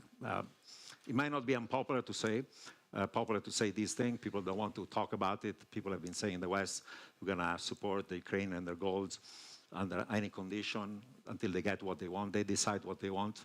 But let's start to be a little bit realistic about what is likely to happen. That's my 2 cents of wisdom. Can we really say that Ukraine had the money and all the support it needed if the Rammstein coalition nations on a yearly basis have spent 0.1% of their GDP in helping Ukraine to defend themselves against Russia? Is it really all we can do? That's my question before we could start discussing whether this is all we could achieve. And if you say yes to that question, then what do you think, and maybe that's already for you also to think, Minister, what do you think Putin will think if he has the feeling that he was fighting NATO in Ukraine, which he is telling himself and his people daily, we are fighting NATO in Ukraine, and that he at least didn't lose? What might he think then up next? I mean, if you could a little bit elaborate on the first part of this question, this out of the 47 trillion of a GDP of Rammstein nation, the spending only is 0.2 over 2 years of our GDPs, and it's half and half, roughly America and Europe. Is it really all? Already what has been given to Ukraine has led now to a backlash, because the average American says, I don't care about the rest of the world. I'm suffering, and why they're not spending my money on me as opposed to Ukraine? It's a very narrow-minded, stupid view of things, but many people feel this way. My point is the following. US has been generous, 70 billion plus. Europe has been generous. More could have been given, yes, but they've given lots of money. They've given lots of military help. And in spite of all these things, because the Russians have created a war economy, this counteroffensive has not succeeded. And I'm saying even the best scenario in which the same amount of money and the same amount of munition is going to come, unlikely, because you don't even have the munition if you get the money, so you cannot fight it. You're not going to be able to be successful and completely defeat Russia. The best you can do is to hold on the current lines, plus or minus epsilon of territory. That's the reality, frankly. So a world in which you can say Ukraine should be given 10 times as much and 10 times more weapon is a world that doesn't exist. You have to think about the world that exists. And in that world, unfortunately, for now, there is partition. And later you can rebuild, and then eventually Russia is going to implode, and you can regain your country. That's my sense. Professor Hausmann wants to react to that. No, I wanted to ask Nouriel if I can understand the argument that you're making on this side, but in that scenario, I don't understand why Putin would accept it, because Putin thinks that why stop here? I mean, they are not going to put the money, they're not going to put the ammunition, let me continue. No, my point, we're going to give them enough money to Ukrainians and munition so that they can defend themselves, so that they Russia cannot gain additional territory. I think that's going to happen, and give them also the security guarantees and other things that you stay at the current level of division of land and partition. You need to do enough so that they cannot regain more territory, and that's going to happen. I think in spite of the policy of the US, in spite of the politics of Europe, that's going to happen. Doing much more than that, I think, is mission impossible, even if you had all the money and the munitions. That's my point. But Yes, I'm afraid they will gang now all up on you, and I have to come in and rescue somehow you. But one question, yes, please. That's, by the way, people don't say it in public, but if you go to Washington or Brussels, that's what people think, unfortunately. Yes, your scenario is based on realistic assumptions. Yeah. Question, do you think Putin would agree to formal ceasefire and not to continue bombard Ukraine and basically to dismantle all of your wonderful plan? He will continue. You're right, probably for now, no. And he may hope that maybe if he keeps on bombarding for another year, Trump comes to power and may have a total different view of what needs to be done with Ukraine, and maybe he's going to give up altogether on Ukraine. That's why he wants to wait it out. I think that, as I pointed out, the only ones who can push Putin to accept the de facto, if not de jure, armistice or ceasefire is going to be the Chinese and the global South. Because if Ukraine were to say, okay, we're willing to accept for the time being a ceasefire, if he goes ahead, then he's going to have literally the entire world against him. And as you know, China and even the global South is quite sympathetic, in spite of sitting on the fence, to many of the issues that Ukraine has addressed and so on. And certainly the global South will be sympathetic to say something leads to a ceasefire is good for the world and just for the region. So I think the Chinese are going to tell Putin enough is enough at that point. Vice Minister, you've certainly heard that even though President Zelensky, when asked about it last week in Tallinn, denied there is a pressure on Ukraine to go prematurely and discuss ceasefire with Russia. And also you must be, hedging the risks which relate to the US elections, and your hedging must start from the point of view that actually Trump's record in Northeast Europe is not so bad, thinking back to his first mandate. Of course, the problem might be unpredictable what he does, but his track record's not so bad, frankly, in that corner. Thinking of the troops brought to Poland, quite close cooperation with Baltic states on the defense, and also the demand of 2% of spending on defense in Europe. So what's your reaction to what we've heard? Let me start by saying that Russia not fighting NATO in Ukraine. As somebody who has some kind of obligation to talk with Russian first day of the war, exactly 27th of February, I can tell you the first message and the last one, without any, discussion on NATO, was that you as a nation, as a country, do not exist. You don't have any right to exist. So this is first. For your understanding, this is a war or fight for Ukraine existential. Because Russia, prepared his own history of Ukraine, and they believe on that. Second, of course, you can have some kind of risk of election in any countries, but it's internal issue, each of country.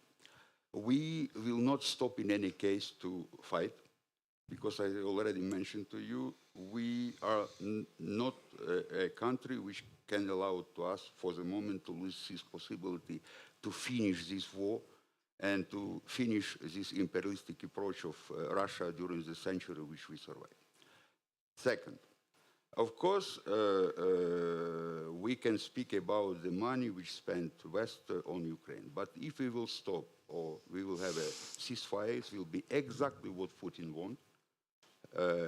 Maybe not today, but in reality it will be some kind of example to his alliance, that you can challenge the international order. You can start by aggression to take the land, to destroy the territorial integrity of the country, and continue with some kind of, a fatigue of this war, and you can stop on this, that, after that recover it and restart again. We, of course, assume the situation that the world for the moment don't have enough armament just to fight such a big country as Russia. That's why we started ourselves, and thanks to our Estonian colleagues, to assume the situation and to build or rebuild, or even, enlarge our own capability. I mean, I am talking about the defense industry. Already 4 different forums organized with a different, well-prepared countries on defense industry, and we have had already a deep discussion of our future armed forces, what we need, what kind of armaments will be necessary for Ukraine, not only to win this war, but to control the eastern flank of NATO. And, in the middle time to prepare better to be a member as soon as possible. In any case, as you already absolutely rightly pointed, we don't see any possibility for any discussion with Putin regime. If Russia, I mean the nation, people, difficult of course to imagine that it will be, would like to have his own future, they need to do something with this president and decide where they will be. If not, it will be the job for Ukrainian and his alliance to finish this war.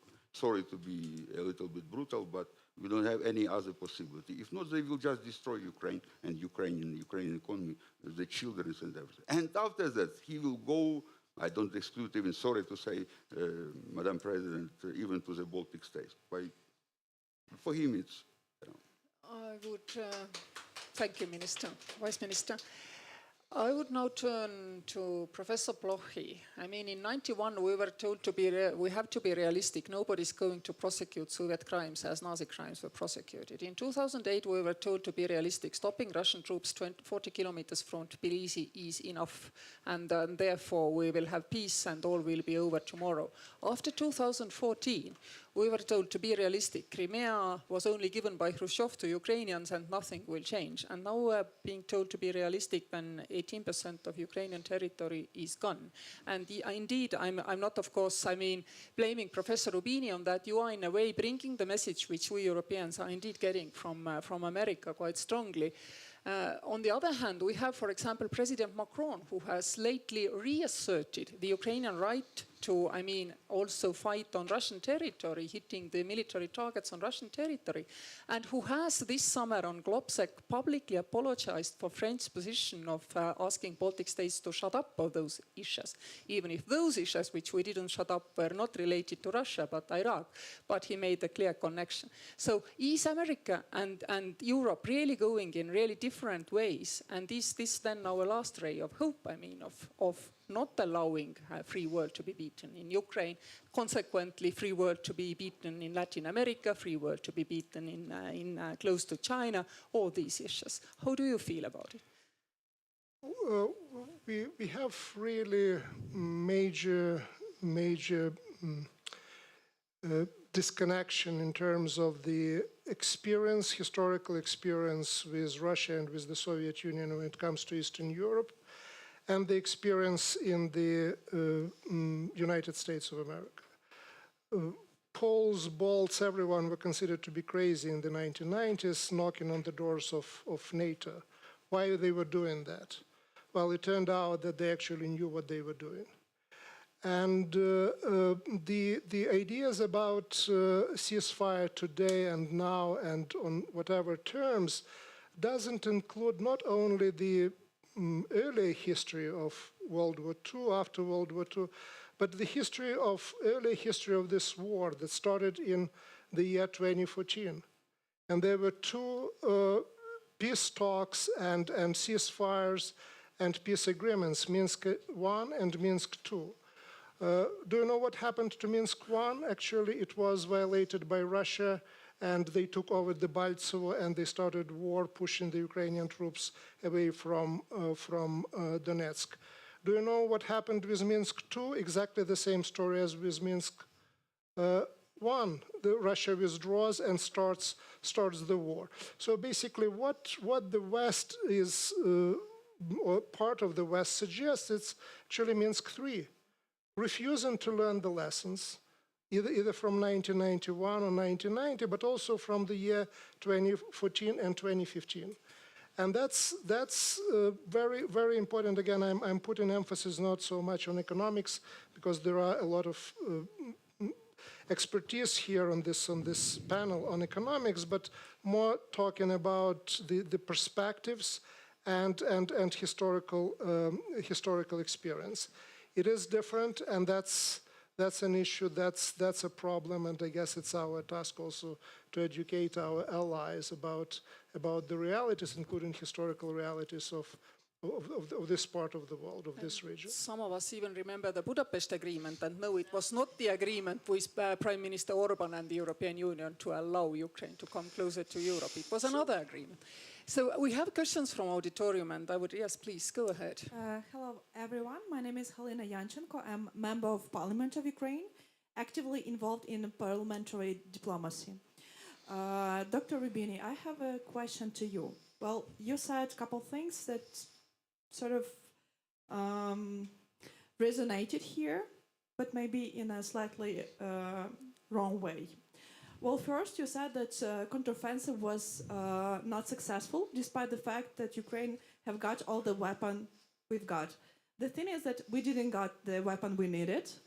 You know very well, I'm pretty sure that you are educated about the article of General Zaluzhny, who calculated exactly the amount of tanks, 300, artillery, 500, and then armored vehicle, up to 700 that we needed to get back to basically the borders before the February 23.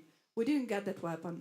We didn't get the long-range missiles that we needed before the counter-offensive operation have started. We didn't receive F-16. So in my humble opinion, and I believe many of Ukrainians who are here can also agree, we did not receive the weapon to make the counter-offensive successful. And therefore, it is really weird to hear some Western leaders and some Western intellectuals blame Ukraine that despite the weapon we received, we did not make a successful counteroffensive. And now the question. You said that the circumstances around Ukrainian war basically pushes Ukraine and the whole world to start negotiations. So my question is, what in your opinion have changed in Putin's mind to make these negotiations successful? Because once again, couple historical facts. First, President Zelensky have won presidential election as a candidate who was promoting peace.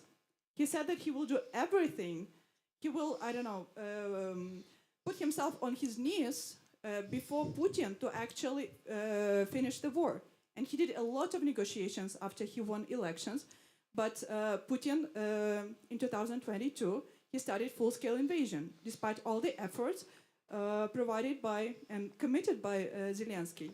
Second, we, as Ukrainian power authorities, were very looking forward for negotiations even after full-scale invasion. We have sent our negotiation mission to Minsk, the country which was basically used to invade in Ukraine. Do you know what happened with negotiation team? They were poisoned. Third, Russia has broke each and every negotiation agreement we reached in Belarus after full-scale invasion and later in Turkey. So we agreed a lot about, for example, green corridors to evacuate civilians from the occupation. Do you know what Russian troops were doing to this? Basically civilians who were moving on civilian cars with signed children on the front windows. They were shooting these people, shooting children, shooting women. So once again, my question to you, Dr. Rubini, is what in your opinion have changed in Putin's mind to make this negotiation that you are promoting successful and finish the war? Thank you. Thank you. This is a very tough question, and I will give Professor Rubini a minute to think about it, and I will turn to the I'll be happy to.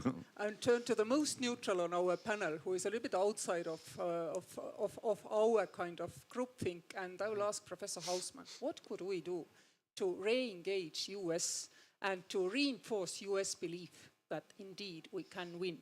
All the, as we know, number crunching is in our favor. All the values are in our favor, yet we are somehow losing US. Well, I mean, the truth is that there is a broad majority of Democrats and Republicans that agree with you. And the thing is that they're fighting over other things, and they're keeping this issue hostage to these other things that they also want, because there's internal infighting. So rekindling the sense of urgency. I think that the sense of urgency is important.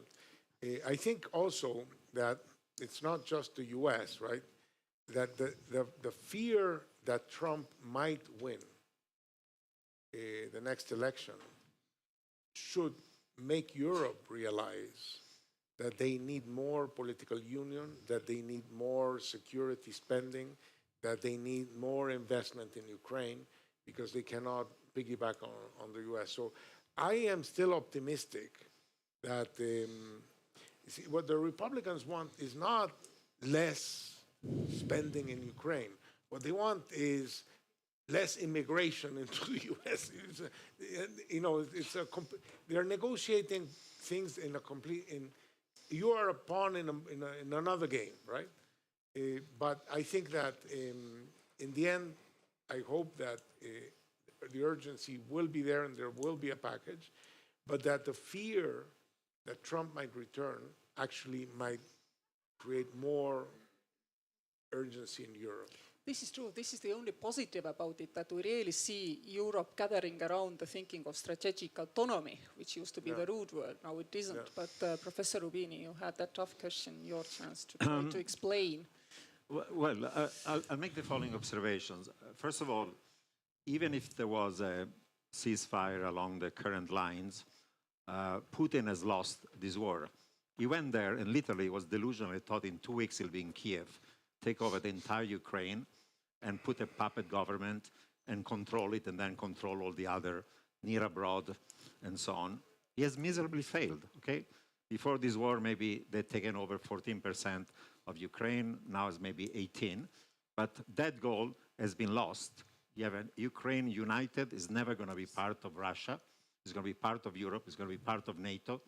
And the economic cost on Russia have been a disaster. Potential growth in Russia before this war was barely 1.5%. It was pathetic for a country, it's a middle-income country. It should be 4 or 5%. It was a disaster. You have aging of population and so on. After this war, potential growth of Russia, with all the sanctions, they're going to be forever on them, is closer to zero.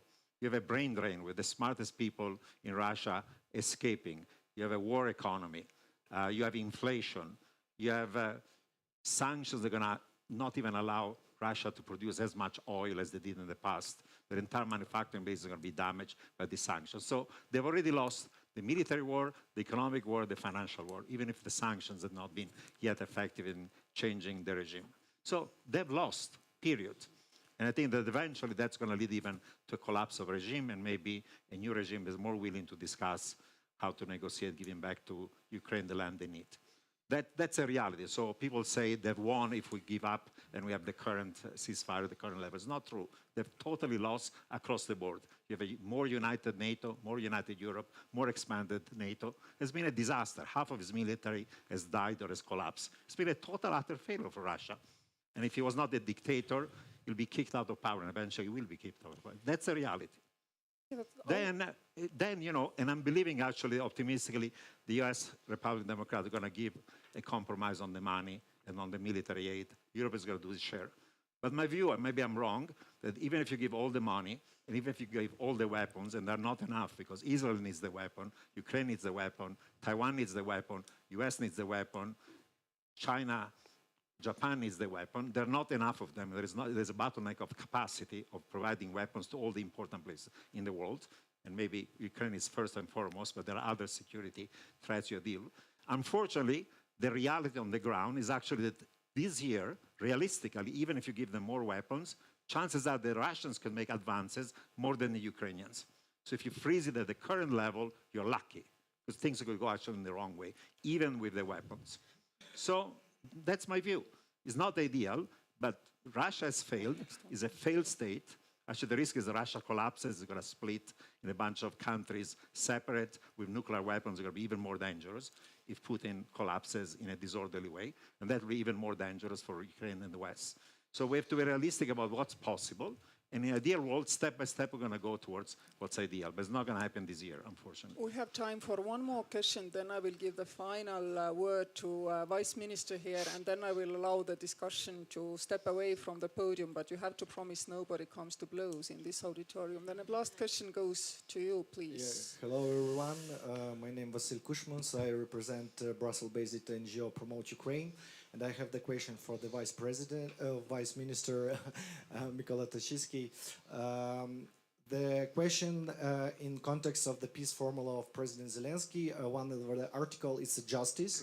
And from the perspective from Brussels, we know that in Belgium they hold 190 billion frozen Russian assets. As I know, they even don't want to give it to us.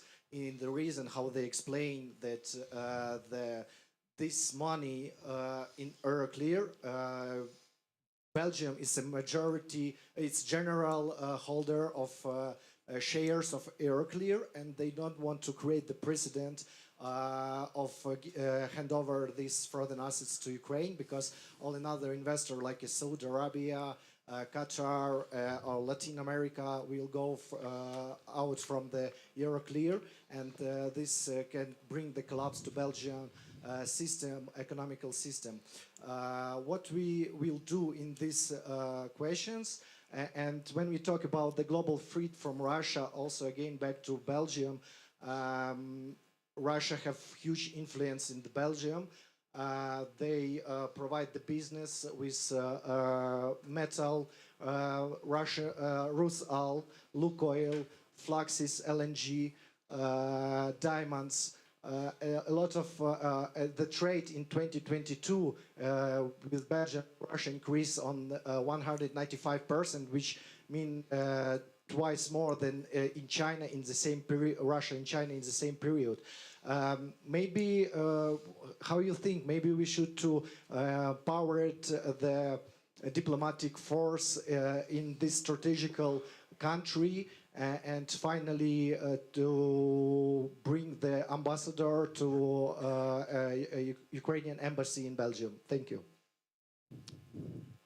Yeah, you still have ambassador there with me because I keep my credential. But in any case, sorry, I'm trying to joke. First of all, I don't think that Belgium are not a responsible partner.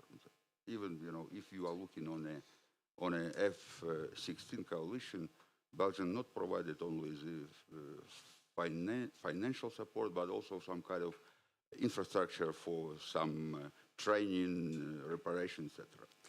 Speaking about point number 7, restoration of justice. This is exactly what we are trying to do in each of our group and on NSA Diplomatic Advisors Forum, where we work on a frame, a legalistic frame, how to return the money, Russian frozen money, to Ukraine. And don't think only about one country, I mean Belgium. I understand that you are in Belgium, but in reality it's a problem for majority of democracy, that you need to do everything legally. We base our fight on a basis of Article 51. We continue to respect the arms control agreement which we signed and ratified. That's why, colleagues, we have a leadership of neighbor, actually, of Belgium, Netherlands for the point number 7. We have a team which work on a legal frame to resolve the problem which you already described, and I hope the colleagues one day will propose the concrete mechanism on which everybody will agree. And this is the main goal of the peace formula and the working group. And let me finish just by one element to reply to Mr. Robin. Russia withdrew from Kyiv because we fight it.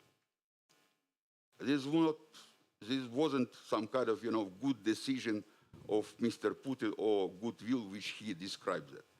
He withdrew it because they lose a people, they lose ammunition, they lose the supply systems to the armed forces. And this was done because we fight it again. Second, you already mentioned that they lost a lot of scene, armament, army, etc. But the exactly ceasefire will allow to them to rebuild again because they have enough, human possibility and to train, to prepare, and to send the new soldier to the war with Ukraine. And to finish just with, U.S. Role. We are on a deep consultation with G7 countries and another 30 countries about the security guarantees. U.S. are very active, and they are talking about not only reconstruction of Ukraine, how to supply ammunition, armaments, etc., but also how to build Ukraine stronger on his own industry capacity. Thank you. Thank you, Minister. I'm sure our whole panel shares your pain, and I would really like to thank Professor Blochi for putting this into historic perspective, this peace plan for us. And Professor Hausmann, you were the one here who reminded our shared values and why all the smaller and middle-sized nations globally should actually support the peace plan, which they also seem to be doing in big numbers. And Professor Rubini, thank you for bravely bringing this message, because you are known as an economist always also to flag the negative risks which we have seen in our economy. Sometimes they materialize and sometimes they don't. And for the sake of all our Ukrainian friends, all of our free world nations, I really hope that the negative trends which you are pointing out have been pointed out for us to fight back and win against. So thank you, and I will now have to end this panel. Thank you so much for being with us this afternoon. Thank you, Madam President. It's always a pleasure. Sure, thank you. Especially to your country, to your nation.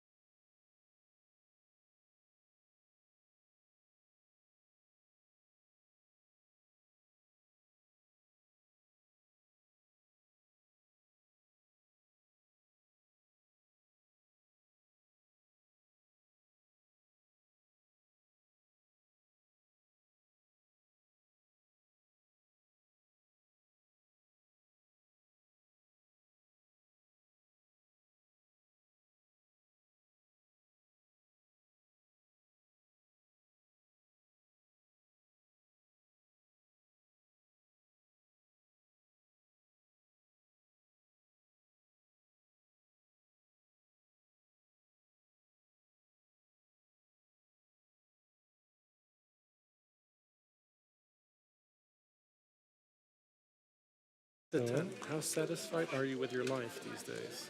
Знаєте, як Zero. включити, так? The average Ай-яй-яй, response вся is моя four, прическа. Все нормально. А ви трохи назад. Який канал? Zero. But it used to be Зараз 6. знайдемо, який канал. Used to be 6. Oh, oh, oops. Сергій, Да, everything is good. який канал?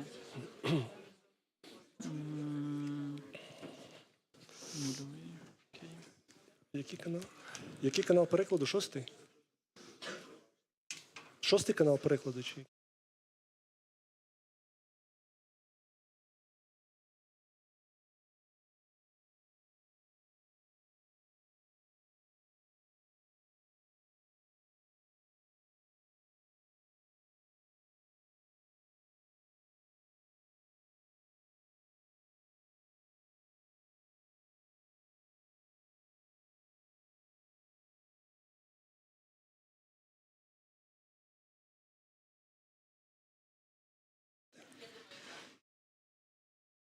Хто нас слухає українською мовою, будуть у нас дві мови, тому Okay, we are starting. It will be a bilingual panel, so whoever needs interpretation, please take the headphones. Ukrainian Davos, and we have two guests who gonna speak in Ukrainian, so please ask for translation equipment to understand what the panel gonna be about. And we have this panel to talk about living with the war in Ukraine. We have two presidents sitting in the first row. Welcome to Ukrainian Davos. Very big pleasure to see you here. First time in Davos I was in 2005 when President Kwasniewski shared the main stage in Davos with President Yushchenko. It was just after Orange Revolution, and the Orange Revolution in 2005 was maybe the first one in generation when civil society played crucial role for Ukrainian historical choice to move our country toward Europe, toward Euro-Atlantic integration. And thank you very much for supporting us on this role. Thank you very much for being with us so long period of time.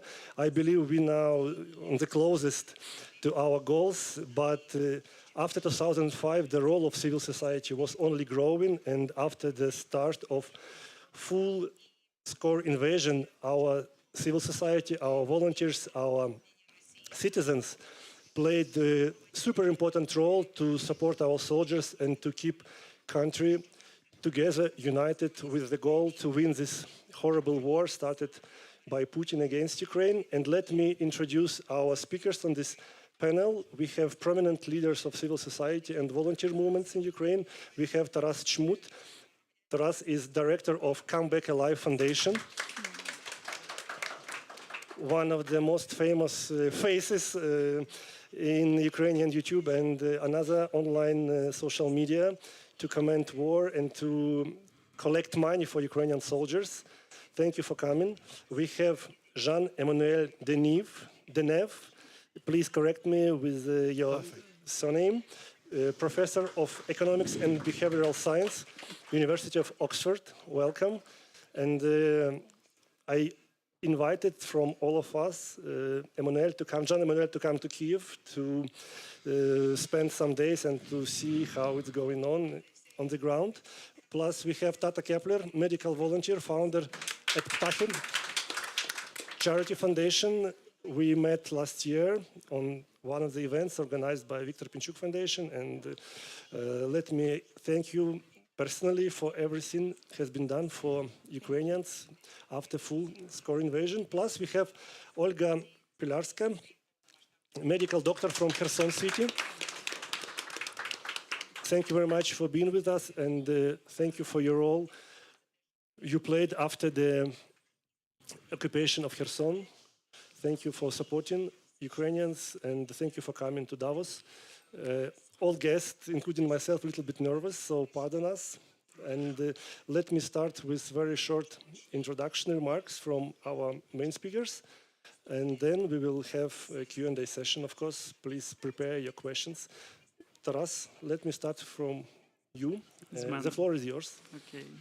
Доброго дня всім. Good afternoon, everyone.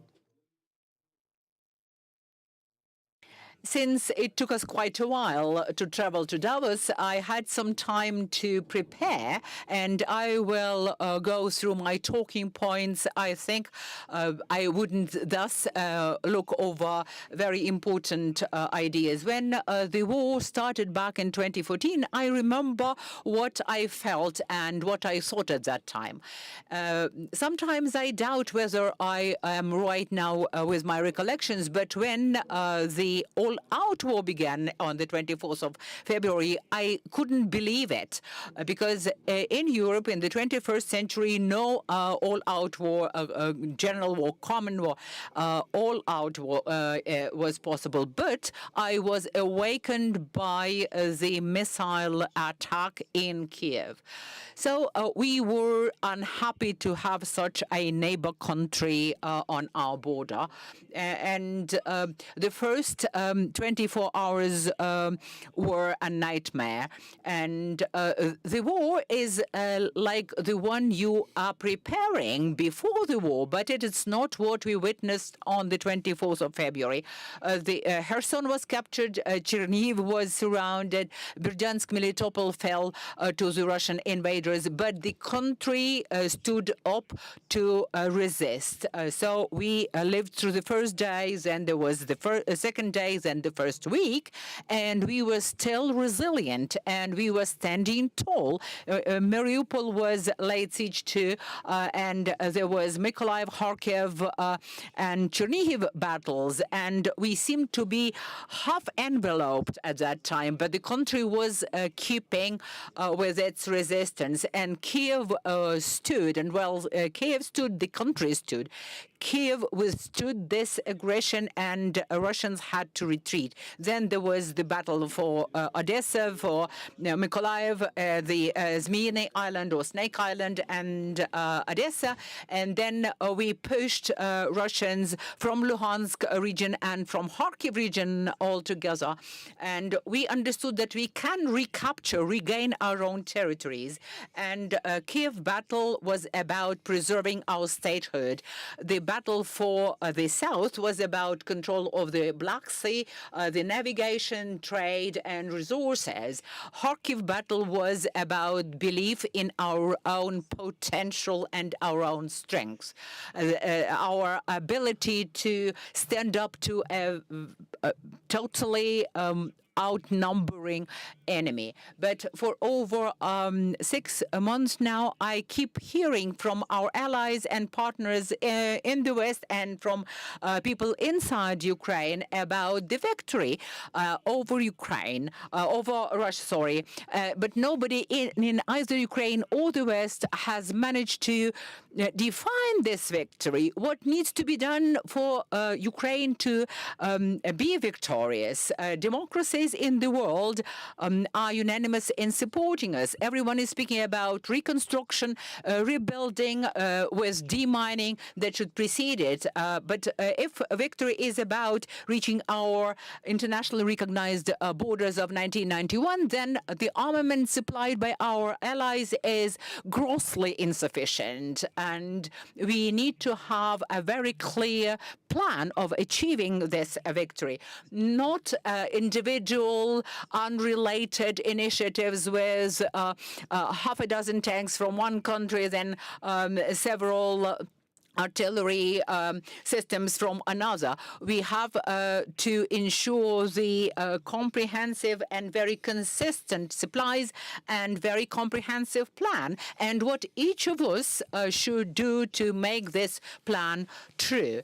So we have to agree on a sequence of actions, on causative consecutive developments that should bring about the victory. Because victory is not only about us, it's also about Europe, about the entire globe. So let us agree on how to move together to our victory. Thank you.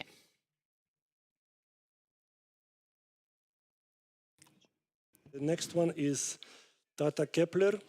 Let me raise one question in advance. I believe the same question will go from the audience. What is victory for Ukraine? Of course, people will ask this, so we have some time to prepare the answer. But of course, you start with your remarks.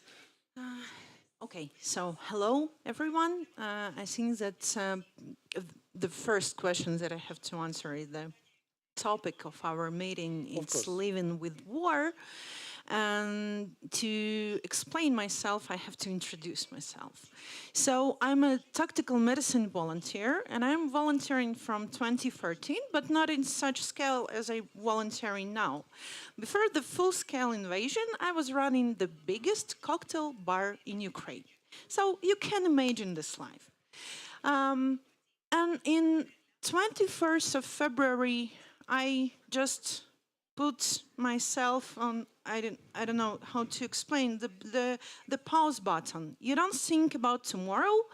You, just like the Mario in the video game, you have to go. You have to leave, and every day is one more round, like on the boxing ring. So, as a tactical medicine volunteer, I created a small, tiny charity project which called Ptahi, which means birds. And for the last 2 years, we provide tactical medicine supplies and tactical medicine help to 100,000 of Ukrainian soldiers. It's a lot of people. We was one of the first missions that started to go to deoccupied territories, gray zones, and the villages situated on the front line. And we went in we've been in more than 700 deoccupied villages, the gray zones, and these territories.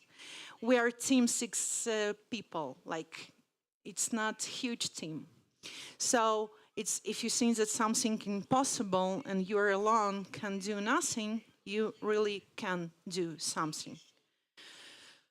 But what I see and what I feel, sometimes I feel myself like I'm a back in a cane, like I'm a circus monkey. I don't feel myself like I'm living. I feel myself like I'm in kind of imitation of life. I have to look good because I have to raise money. I have to explain people my work because it's very hard to raise money for tactical medicine because all over the world telling you that they don't want to be in their donation to be involved in military stuff, and tactical medicine, it's military stuff. So it's very hard to explain that when you're donating to tactical medicine supplies, you're donating for saving lives. So you have to explain this, and it's really hard work. And you know, we have one more tiny project that's called the Quiet Project. It's called Quiet Project because we're not speaking about this project a lot. It's an address help to raped families. And for the last 2 years, we are with our small team buying warm clothes to raped kids, for example. And the last week, mother of the one girl, she called me and she asked to buy the warm shoes. And her daughter was raped in one room and she in the other room. And I asked her, how are you? And she said, oh, I'm okay. And when you're going to Ukraine and you ask people, how are you? They're telling, we're okay. So if you will ask, how am I? I'm okay. But of course I'm not. I feel myself like the world looking at us, at my country, sometimes at me, at everything that's going on in Ukraine, like the TV show that had 2 seasons. And unfortunately, the second season was not so exciting, I don't know. Boring, thank you for this word. And it's really pity. But, you know, when you're looking at us like at the TV show, you have to remember that we are still dying even when you're changing the channel.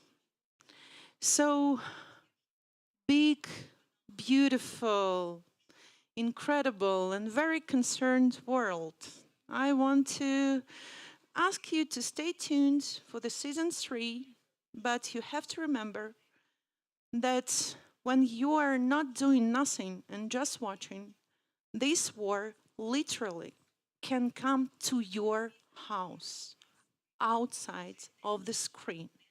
And you have to remember this. And this life with war, maybe tomorrow, unfortunately, it will be a question not for us, but for you. So please, the evil don't kill.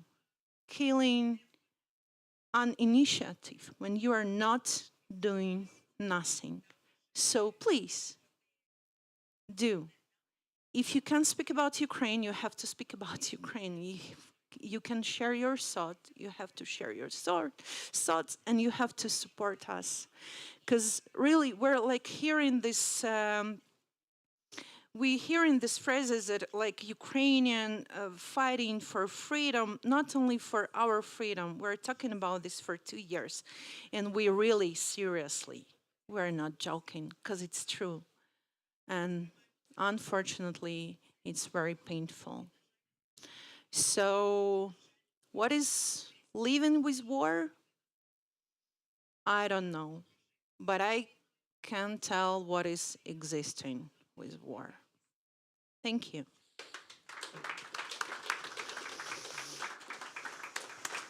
Thanks. Thank you. Please, Olga, share with us your experience, your understanding, and your knowledge.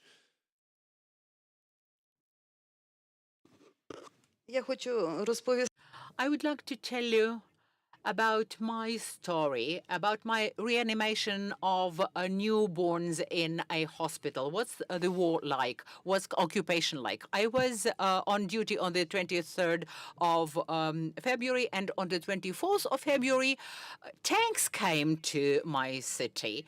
We were just regular citizens. It was just a civilian hospital. We had 7 newborns in our reanimation or ICQ division, and I stayed with my personnel who were extremely scared because there was a battle raging around the city line, and we wrote our names on pieces of paper, and we put those pieces of paper into our pockets, awaiting that we would be evacuated. My colleague lived close to a bridge, and she counted 200 tanks and APVs, and she lost count of those. You know, she told me about that upon calling me on the phone. And we stayed in the hospital. We stayed there for a month. We couldn't go out. It was extremely dangerous. There was no police in the country. There were no banks, pharmacies, supermarkets, or shops open. And people came to us asking us about our needs, and they would queue in pharmacies for hours and hours on end to replenish our stocks of medical products. So we had 7 newborns with huge medical problems, and I had to invite mothers to stay with their newly born children to take care of them.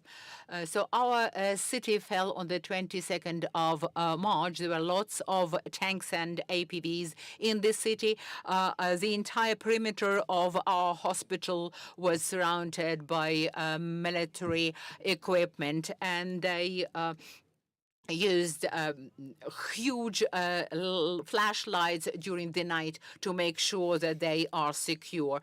There was no staple food in the city. There were no basic supplies available. Khersonians were just sharing whatever little they had with their neighbors and their acquaintances.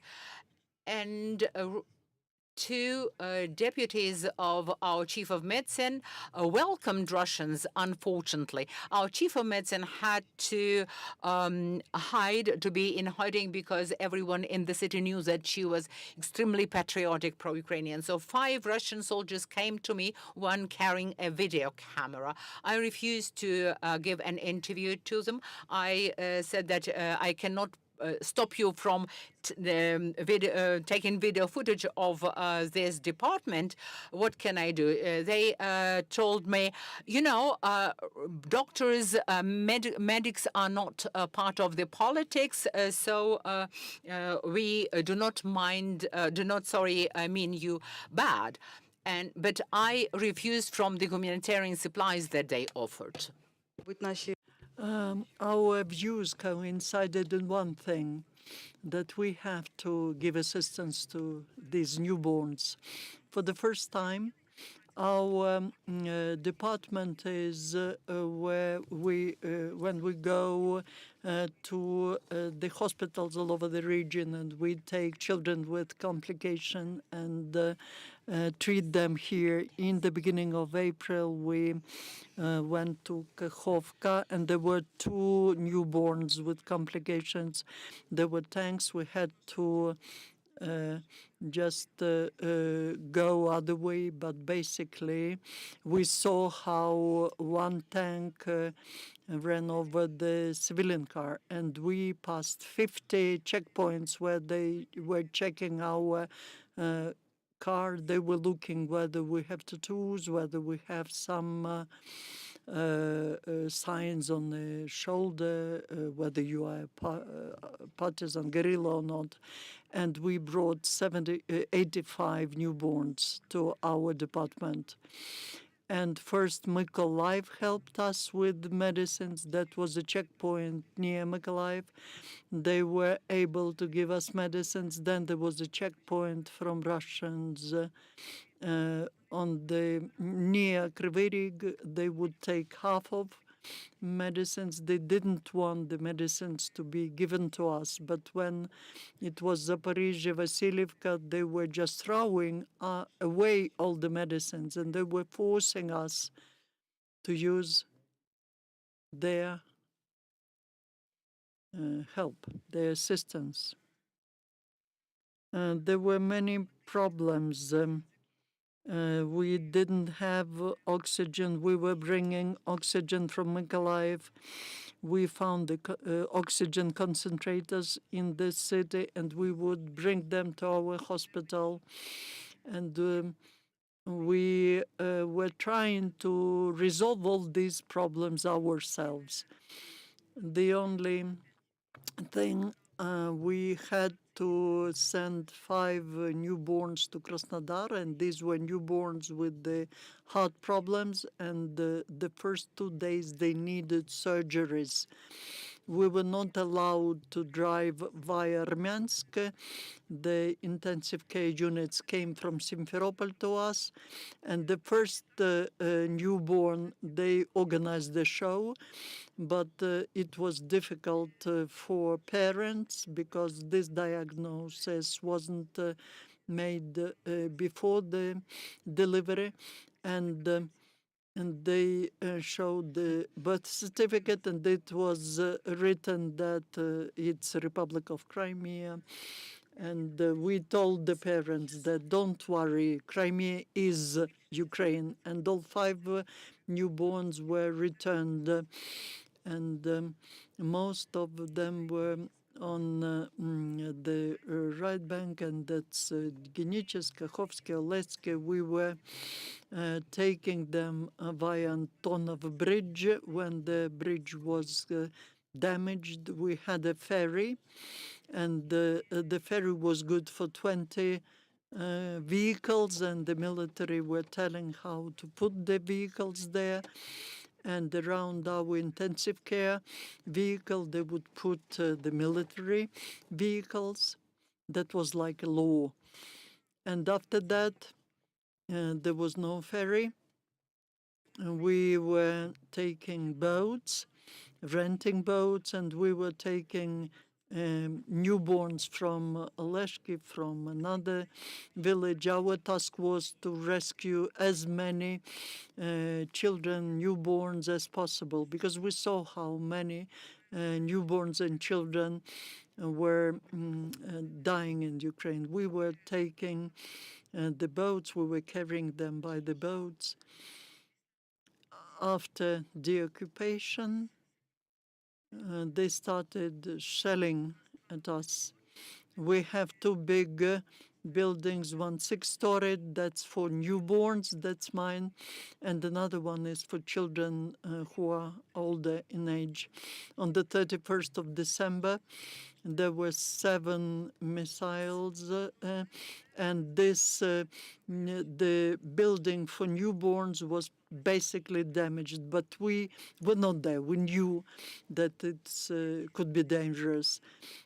And I don't even tell you how many. They know very well because they stayed there for 9 months. They know where they are. They knew perfectly well that they are shelling at the children's hospital, and they damaged our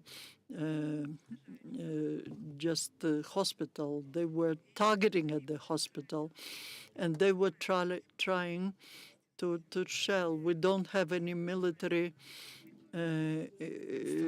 machinery, equipment, or we don't have any medical center in the city. The Red Cross, the blood transfusion center, and they were shelling all the time at these entities. They are shelling every day. One day it's more intensive, another one it's maybe less, but we still have 25 children born in Kherson every month. We treat children. Unfortunately, there are many traumas from explosion of mines and intensive care for newborns. Well, we don't have enough doctors there. We have a lot of problems, and we started providing assistance to children who are under 18. We have at the same time a newborn who is 1.5 kilograms, and the 18 years old child, and the doctors know what these wounds are, wounds from mines. But I would like to say that we were just a regular type of a town. I never knew that we would be fighting against Russians, that we'd be treating these traumas from mine explosions, and that we'll be working in the armored vests. But we continue to treat children. The life goes on. I would like to thank everyone who helps us, and they help us a lot. Yeah.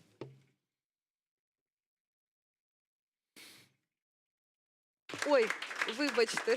Oh, sorry, I forgot to tell one more thing, how Russians were leaving. They announced the evacuation in October. I had 5 children or newborns. They were breathing themselves, but we could not understand what will be happening in the town, in the city. And I just kept these newborns so that they are with me. And they called me and they said, prepare the list for evacuation of children who you have there. And within 10 minutes, we changed the documents.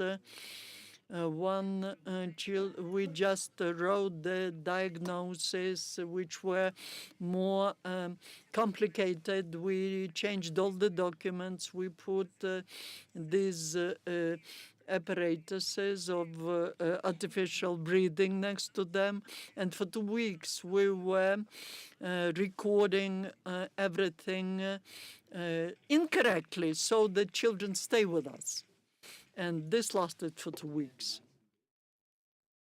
These very touching remarks, I may only add that 20 children born every month in Kherson, but we still operate in Ukrainian railways to Kherson. We have trains going into Kherson and back to Kyiv. And few weeks ago, Russians attacked train station in Kherson. One police officer died. All passengers survived in the shelter. So this is reality, and we have very bad word which can describe this reality. It's called trivialization of the war. So trivialization. This is new reality we are living with, when daily routine somehow connected with war, and for people from abroad it's very difficult to understand. And the exhibition here in this place maybe will let a little bit to explain how it's possible to live with war, survive with war, and to fight. And before I provide the floor to Jean-Emmanuel, I can say what Jean-Emmanuel is a researcher of happiness in some sense. And I found out what means happiness for Ukrainians now. A lot of people told me that they're happy when they complete their fundraising for drones or for cars or for another military equipment. We have very comprehensive online banking system, Monobank, and a lot of young Ukrainians, men, women, they have their own small bank to collect donation for soldiers. And when they're finished, all of them make very happy posts saying that we collected 10,000 hryvnias, 20,000, 100,000 hryvnias. There's some very big collection for 77 million hryvnias. And all of these people are very happy after the moment where they complete this collection of donation for soldiers. So this is one of new sign of happiness in Ukrainian society among Ukrainians living in Ukraine. And even some competition between people who collect more, who collect faster. Some young women, they have this kind of ranking who is more professional with collecting money. This is very interesting phenomena. I believe it can be researched for you, but let me provide the floor to Jean-Emmanuel. Thank you for coming again, and please share with us how is it possible to be happy during the war. Yeah, well, first of all, thank you for the opportunity to be part of this very special panel. Let me say that I'm in awe, truly in awe of the courage on this stage. The stories that we're hearing are true, you're true war heroes. And I know, and I remember speaking last year with some of you, you are war heroes, and what Ukraine is doing, you're doing the impossible. It is extraordinary what you're going through, and it's extraordinary the way you're reacting to it and standing up for democracy on our behalf. So I just really wanted to say that. I'm only an economist. I have not experienced anything like what you've experienced, and my role in trying to help Ukraine and help advance science to better understand what living with war really is what economists do best, which is trying to put numbers on it. Because 100 years from now, there will be historians looking back, and novels will be written about the stories you told, but the historian economists will be looking at the numbers. And that's what I'm trying to provide right now, is to see what does it do to quality of life for human beings having to live with war? What is the human cost of living with war? And as was introduced, I'm an economist, but I'm a special one in the sense that I study well-being, not just growth. But we apply data and science to that important concept for all of us. As an editor of the World Happiness Report, which we've now been producing for the last 10 years, which heads of state will know ranks countries by how happy or how satisfied with their lives people are by population. I dug into the data with my co-editors to try and get a sense for what has been going on for people living in Ukraine over war. And it will not come as a surprise that our measure for well-being, which is life satisfaction, which is on a scale from 1 to 10, how satisfied are you with your life these days, has obviously dropped in Ukraine because of the terrible aggression and of the Russian invasion. Average well-being or life satisfaction in Ukraine now is just below 5 out of 10. So that's what the average response is and comes back. That is quite a bit lower as it used to be pre-war.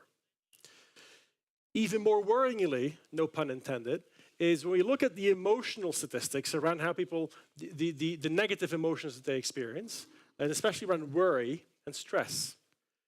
At this very moment in Ukraine, 50% of people experience worry and stress on a daily basis.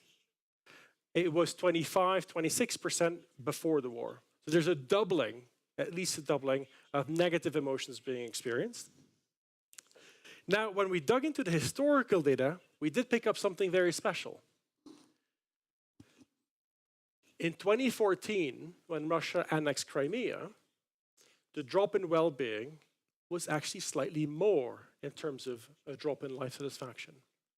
And me and the research team are all scratching our heads. It's horrible what happened with Crimea and the annexation, but what's happening to you in Ukraine now feels and seems even more horrible. So how come that the well-being statistics dropped slightly less than they did in 2014? And we found the answer, not just in the amazing stories of war heroes sitting to my left and to my right, but we also found the statistics to back up what you just said, by the way, on donations and volunteering. We found that in acts of benevolence, what we call pro-social behaviors in Ukraine, are off the charts. So we find data around, are you helping strangers in need? Are you volunteering? Are you donating? In Ukraine, more than 80% of people say they're doing all these three things pretty much all the time. That is, and you should all be very proud of yourselves, you're the country the highest in the entire world in terms of benevolent acts. There was a spike globally during COVID, 2020, early 2021. That has subsided in the rest of the world. Ukraine, off the charts, because you're helping each other. In England, they have a nice word for this called fellow feeling. And that's what you've developed in Ukraine. And me and the research team think that it's that fellow feeling. The stories you hear, and which we pick up in the data around pro-social behaviors, that's what given you more of a buffer this time round as compared to 2014, when we saw less, when we didn't see that massive increase in fellow feeling in pro-social behaviors. So that's what we think explains the fact that you've become more resilient, or that this time your well-being, while dropped, has shown more resilience. And I can see it in many faces. There's something else that I think also plays a role in times of war, which we know is important for well-being, is what Americans tend to call rallying around the flag. The approval ratings of Ukrainian government and President Zelensky, who spoke so eloquently and so forcefully just 2 hours ago, well, that is obviously off the charts as well in Ukraine. And so that is something important that we try and show data to what you're experiencing. Now, in the data, we found something special. Turns out that Gallup, who have done the surveying for the World Happiness Report, has actually done a question just for Ukraine. And they've been doing it over the last decade. They ask of Ukrainians how they feel about Russian leadership. And while in the past, that has always run between sort of 10, 12% of approval rating for Russian leadership, that has now effectively gone zero. In fact, in the sample of 1,000, a representative sample of Ukrainians of 1,000 people, we could only find 2 people who still express some positive feelings towards Russia. So in a way, I can't help but think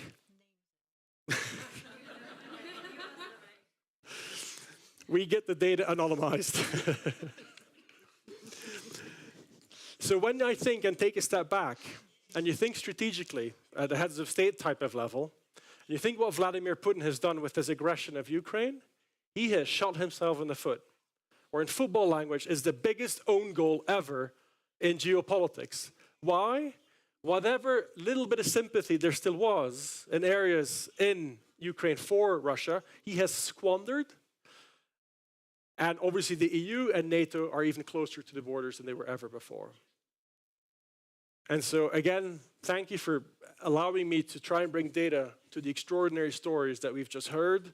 And I'm hoping that these data back up some of the intuitions that you see on the ground. Thank you, and well done.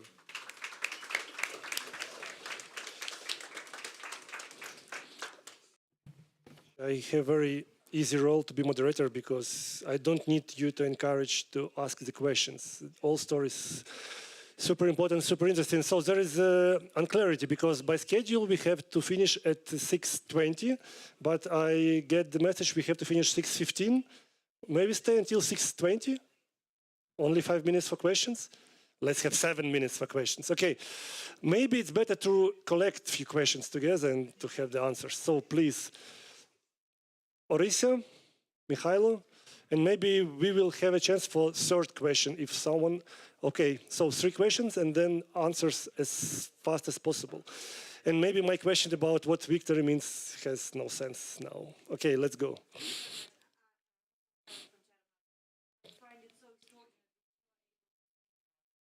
With such an audience, I think it takes a lot of internal courage and, I don't know, strength to be able to put this into words. The story, especially you just told us about the children. Thank you so much for pulling yourself together to do it. It comes as a huge effort, I'm sure about it.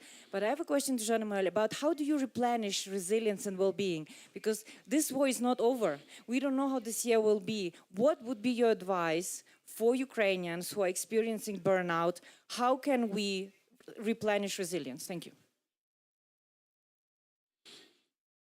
Okay, Mikhailo, I have another note. We have only 4 minutes, so you have 1 minute for question.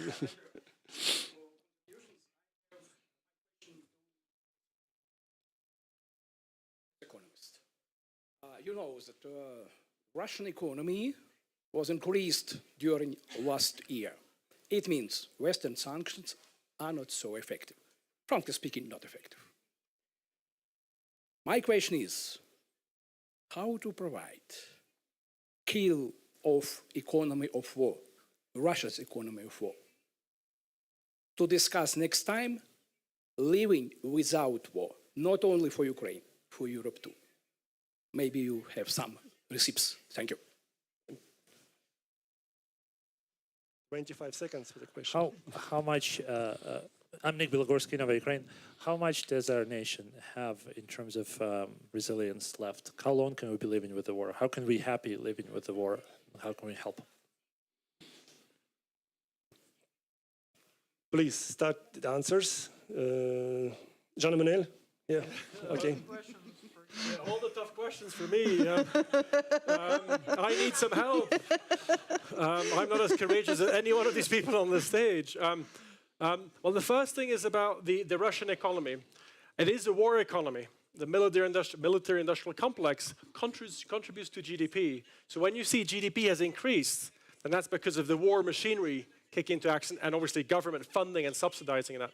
To me, that is a beautiful example of how GDP and growth do not necessarily equate to well-being, because warmongering, starting wars and doing the industry complex behind it actually raises GDP. And yet, in our world today, we still put GDP as a measure of social progress. I'm probably the first one. And that, I think, is obviously a good example of why we shouldn't and put GDP first and foremost and think beyond GDP. But you're quite right. The sanctions may not have been as effective either as well. And there should still be, leaders international should do a hell of a lot more on that front. The resilience, I don't have a good answer. And you're quite right. Resilience is like a stock of capital that gets eroded. And with international attention potentially diminishing, the US president or politics perhaps being less supportive, it will be hard to even keep up the gamification, awkwardly, the gamification that you alluded to, where people gamify how much can we fundraise for good things. That is a way of trying to sustain it for some time, but it's not going to last you forever either. So the peace plan that President Zelensky put forward needs to be put into motion to hopefully end this before the courage and the resilience erodes further. Please help me out. Any more comments from the ground? We have 1 minute. 1 minute for answers. Please decide who wants to answer. No, unfortunately, we have no time more because we have another special ceremony. Who wants to answer the questions from audience? The question, so how do you maintain what you've done, that resilience?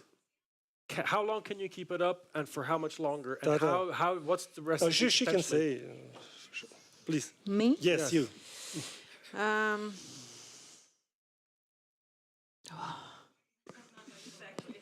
Exactly. To your point. I think it's very vocal answer. Це дуже чесно. Мені здається, That would be a very frank answer. I think we are keeping going because there is no other choice, and we will keep on despite all odds. Against all odds, we won't stop. There is no option whereby we would feel defeated and retract. Yeah. In Ukrainian, there is this word "виснаження," meaning exhaustion, but it's not just quite about exhaustion. It's about feeling exhausted, but it's comma, not full stop, not paragraph, because you know that even after your extreme and total exhaustion, you can keep going on. So I keep asking this question of the volunteers: where do they get this strength? And they do have this strength. Please, if you want to see ceremony, go downstairs as fast as possible right now. If you want to stay here, watch it on the screen. But you have to leave this audience within 2 minutes, please. Дуже гарно, дуже сильно висказано.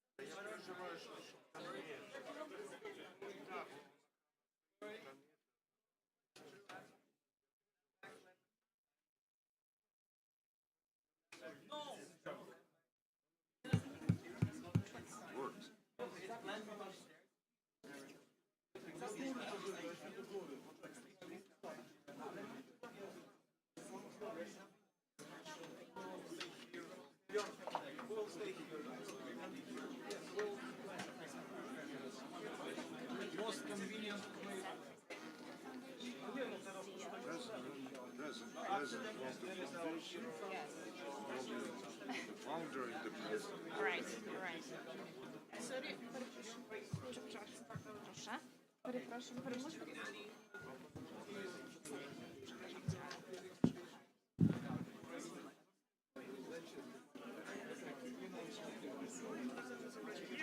Yes.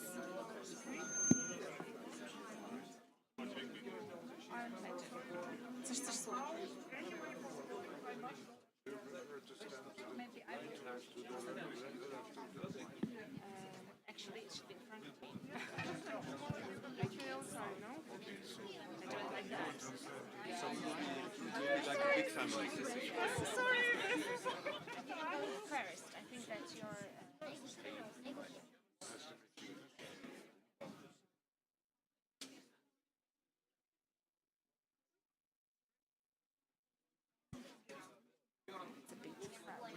Yep, we are ready. So first of all, everybody welcome at the opening of Deciding Your Tomorrow. My name is Bjorn Geldov. I'm the curator of this exhibition. And now it's my pleasure to first and foremost introduce the founder of the East One Group, the founder of the Victor Pinchuk Foundation and the PinchukArtCentre, Victor Pinchuk.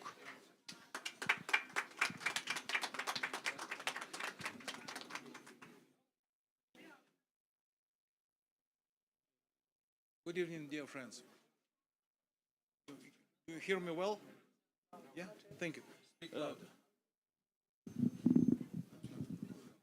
Okay, thank you. Mr. President, dear friends, distinguished guests, and our great heroes, great honor and pleasure that you are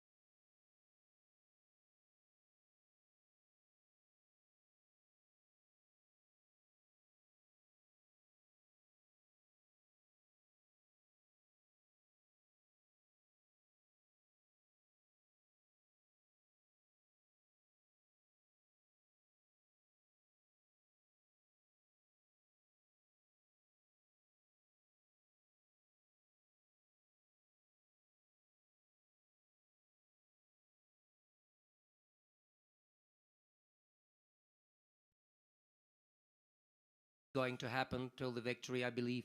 But still, what we can do more in regarding to these terms of soft power to make the world understand us, want, like us.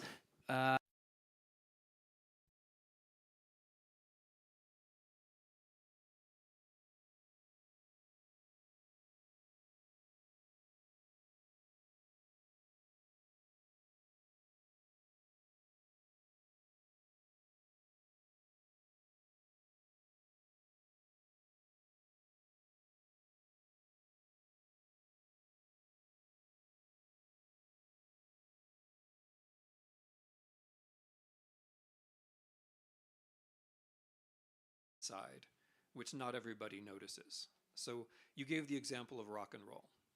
Where does rock and roll come from?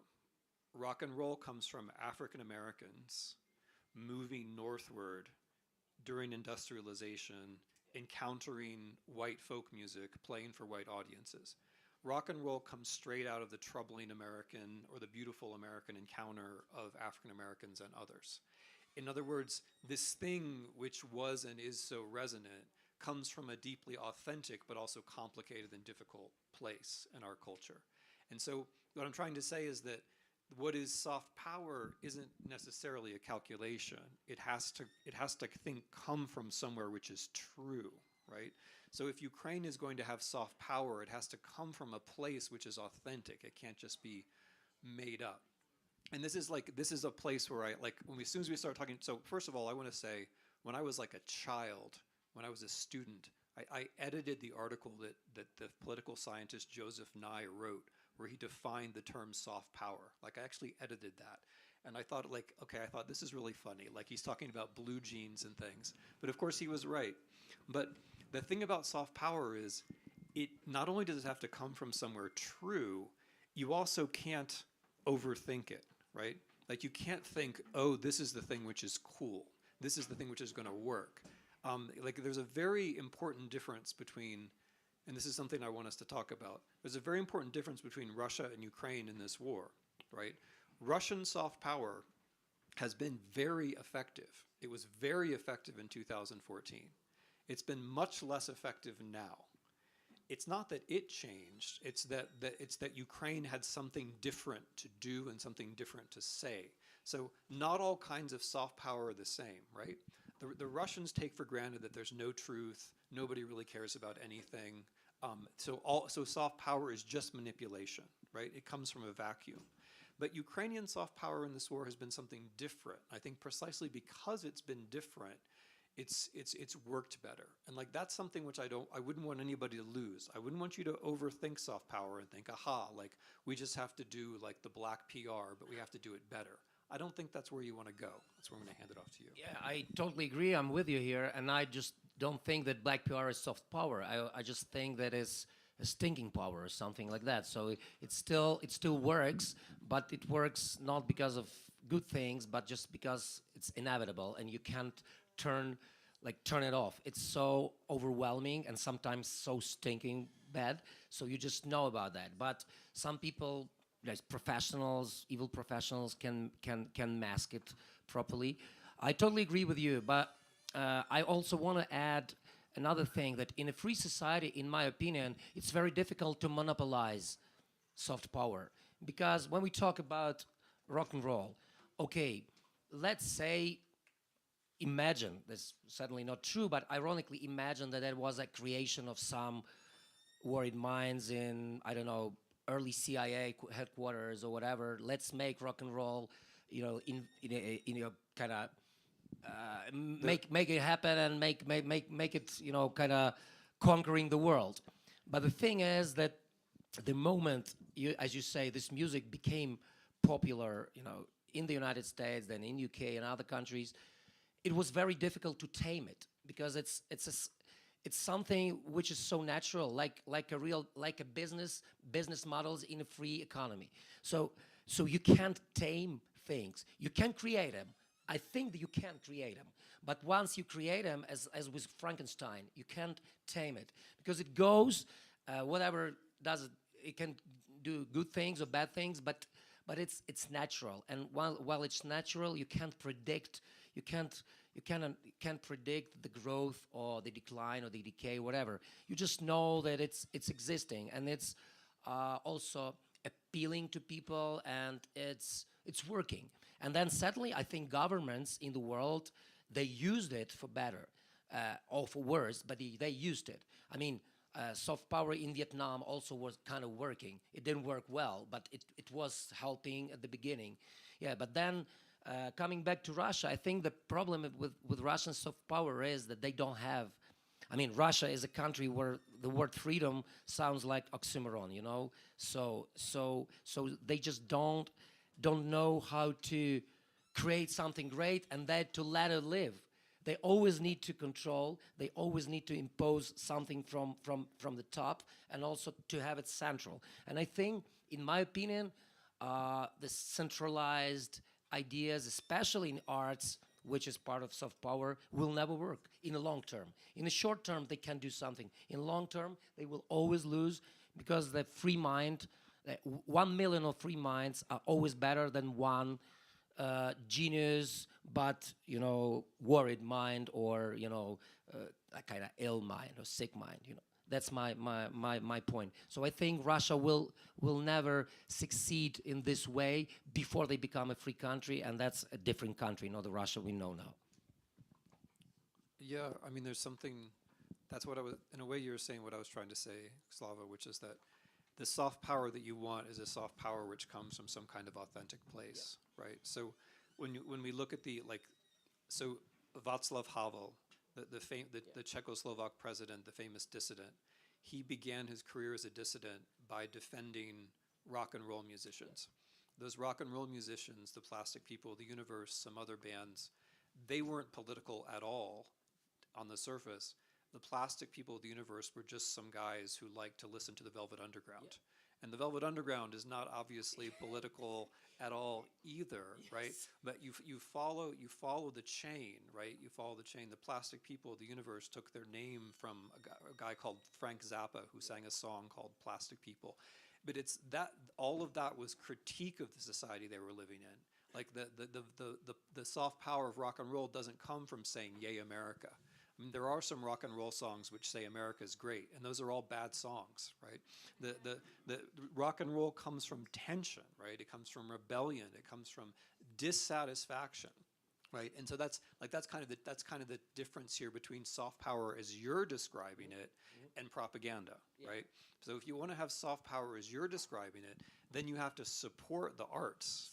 You have to support cinema, you have to support music, you have to support education for children and all of these things, because if, as you say, it's unpredictable, you don't know which kid is going to be the genius that writes the Ukrainian novel, which then becomes the bestseller, right? And that's the thing which Ukraine has been doing. I mean, one of the differences between now and 2014 is that there are just a lot more Ukrainian artists, filmmakers, and writers, fashion designers, who are known in the West than 10 years ago. And that's not just us knowing, it's Ukrainians producing. Yeah, but may I build on that? Partly, and it's a very sad thing, and maybe even, I would say, tragic thing to admit, but partly this access to the world attention of Ukrainian artists, musicians, writers, comes on the sake of these people in the military uniform sitting here. Because actually, while they are fighting there and showing these examples of heroism and making Ukraine a headline country, as it was, I remember, first months of this full-scale invasion of Russia and Ukraine, dying there and sacrificing their lives and health and very important things that they have, that's a sort of a very, very hard price, bloody price that now Ukraine pays for attention. And it makes me feel, you know, my heart is bleeding because of that, and it really breaks my heart. And I can't say that it's something you can't avoid, because we are in fight. We're fighting against enemy, and that's inevitable. That there is blood and there is front line and everything. But what what part of me inside bleeds, because I understand that cynicism of the world is that now we are accepted just because we are great guys fighting the evil in a movie, like you were watching on CNN or Fox News. Oh, these are great people. Maybe we can watch also, not only know how great they are as the soldiers, but let's see, maybe they have great arts, maybe they have great, I don't know, music, great, maybe they have some great startups on that. They open Ukraine because of, these heroic deeds of these people and their colleagues. And I'm proud of that, but also I need to admit that breaks my heart, because it gives you a sort of a superpower for attention, but what a price for that. Why can't we just accept each other just because we do some great stuff, and not because you need to pay that big price just to be a headline on CNN? Just last thing, I remember me last year in Kharkiv. It was March in Kharkiv. I went there many times.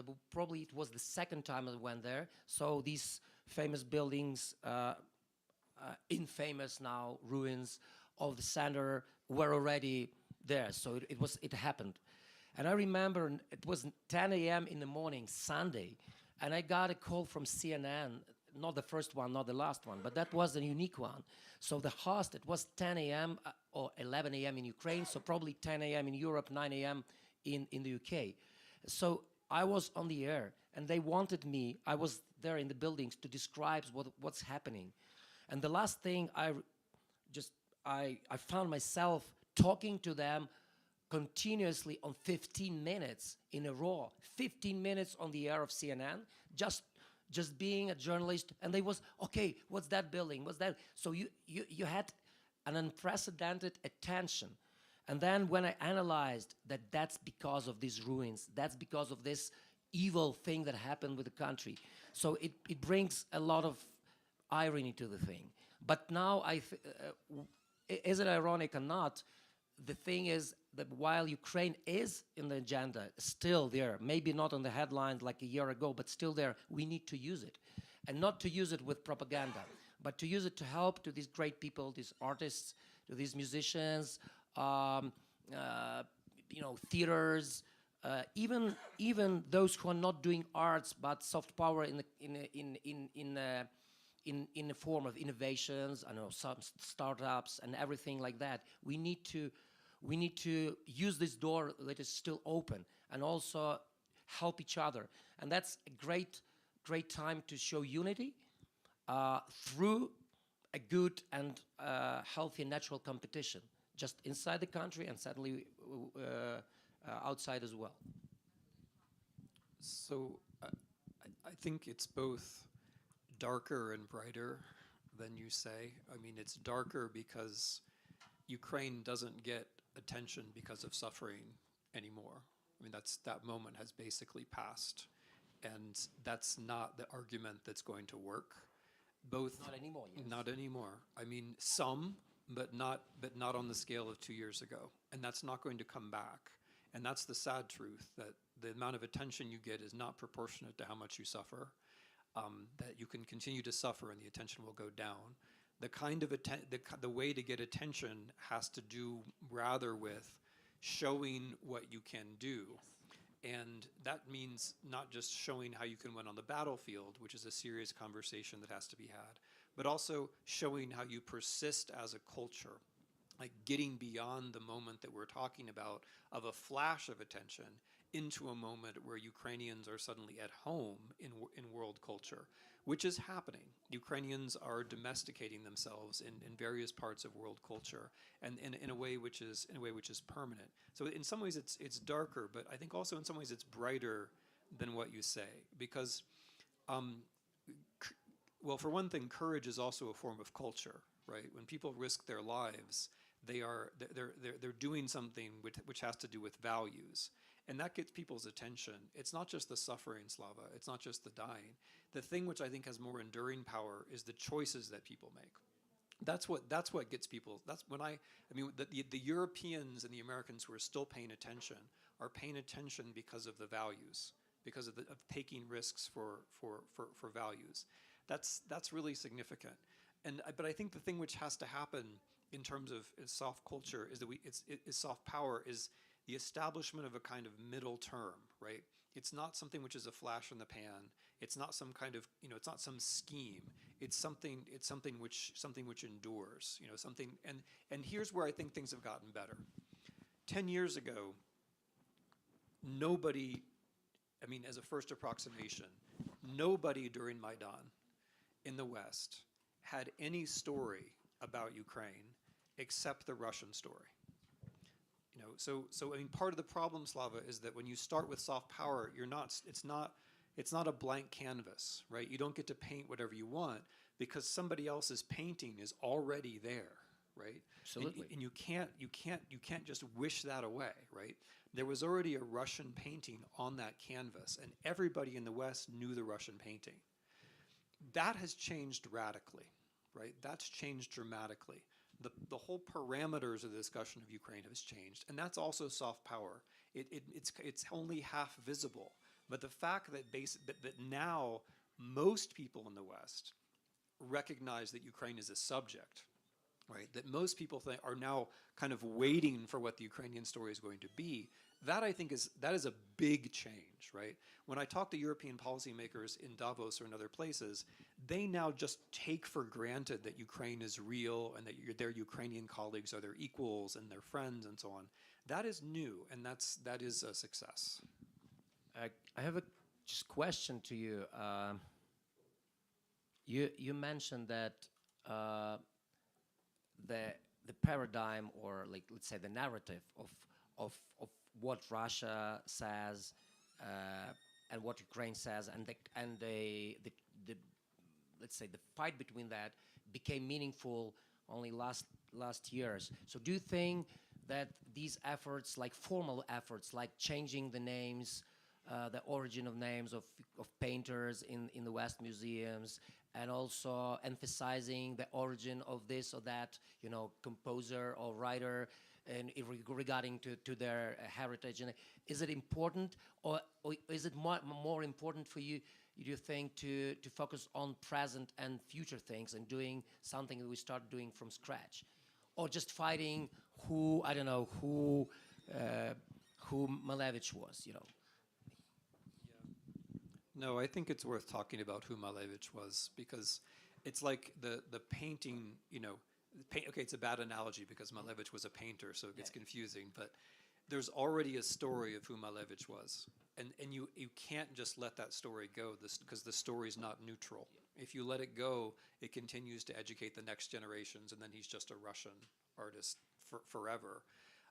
So, Malevich has to be reclaimed for the Poles. Just kidding. I'm just seeing if you're paying attention. But there has to be a discussion about who he was and about what happened. These discussions have to be had because Ukraine, like a lot of cultures with a deep colonial history, has these figures who are complicated, and you have to scratch the surface a little bit to find out what's interesting in them. I think that's definitely worth doing. I don't think it's the only thing worth doing, though. Because in Ukraine, you have this very rich resource of your own history. So with the Russian paradigm, the way that you beat it is not just by saying it's not true, which it isn't, but it's by producing something new, right? So we have, I'm looking around. I have some colleagues here who together with me are starting a big project in Ukrainian history, where we're going to go all the way back to prehistory, right? Because you can start on Ukrainian soil and you can tell the following story, which is true. 7,000 years ago, there were cities in what's now Ukraine. Roughly 4,000 years ago, those cities were destroyed by nomads from Ukraine, from what's now Ukraine, also southern Russia, to be fair. And those nomads, those pastoralists, brought Indo-European languages to Europe. So like the ancestors of the languages that we're speaking now, Ukrainian, English, lots of other languages. You can tell a story that begins way back in the ancient past. You can explain how the ancient Greeks were deeply connected to what's now Ukraine. The reason why the Greeks had legends and myths about Amazons was that the Scythians really did have female warriors, right? But that's something you only figure out if you look at Ukraine. So everything we think we understand, all these big parts of the whole Western civilization story, make more sense if you put Ukraine into them.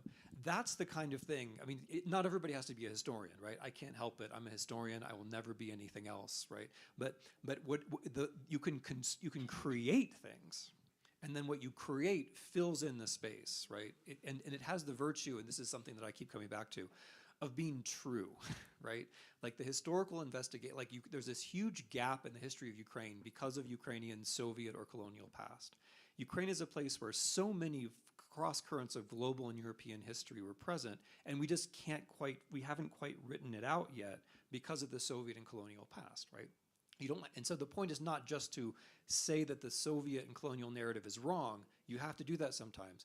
But the point is to say, oh, look, there's something which is really interesting and cool and which makes everything else look different if you start from Ukraine. So yeah, you have to claim Malevich and you have to claim what happened, and there's a lot of claiming that has to be done. But there's also a lot of creating which has to be done.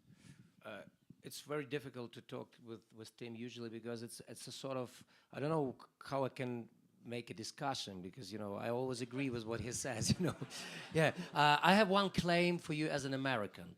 It has maybe nothing to do with Russians, but there is one thing that all Americans can do a great stuff for Ukrainians. One of the best jazz musicians in the world, and my best, like number one for me, jazz pianist, Bill Evans. He has Ukrainian heritage. His mother, Irina Soroka, was from Ukraine. So let's make sure that everybody in America knows that. Yeah. Okay. So I don't know. I couldn't agree more with what you say. I just think that very important is to one part of Tim's speech is that it's a mid and maybe long range timing. We can't stop and relax and think about the future without doing something now. But also we need to learn how to play long games. And that's something I urge all Ukrainians, especially leaders who are sitting here. It's not only about what is going to be tonight in 10 o'clock. It's also what about to be tomorrow morning, figuratively, day after tomorrow, and in a month, in a year, and so on, so on, so on. And we all can change it. Ironically, we can see what we change today. We want to see the change tomorrow, and we think it's easier to see the impact which we do tomorrow, but it's the opposite. What we do now, the impact that we can see will be in years. So you don't see the result today, but you know that you need to do that. You need to create these arts. You need to write these books. You need to make these discussions. You need to change the names for the right names in museums. You need to write new books. And you don't expect that soft power, the bad thing of soft power, it doesn't work immediately. So you need time. You need little by little by little by little. And then probably by the time that the world will be ready, we need to be ready to give the whole thing. So here is 1, 2, 3, 4, and you've been through this for many, many years. So in my opinion, something that we probably lack a little bit now in Ukraine. So we are focused, which is also understood, on very short-term results. We need to have wins tomorrow or today. And it's understood because, like in military situation, you can't wait because every day of waiting, you lose.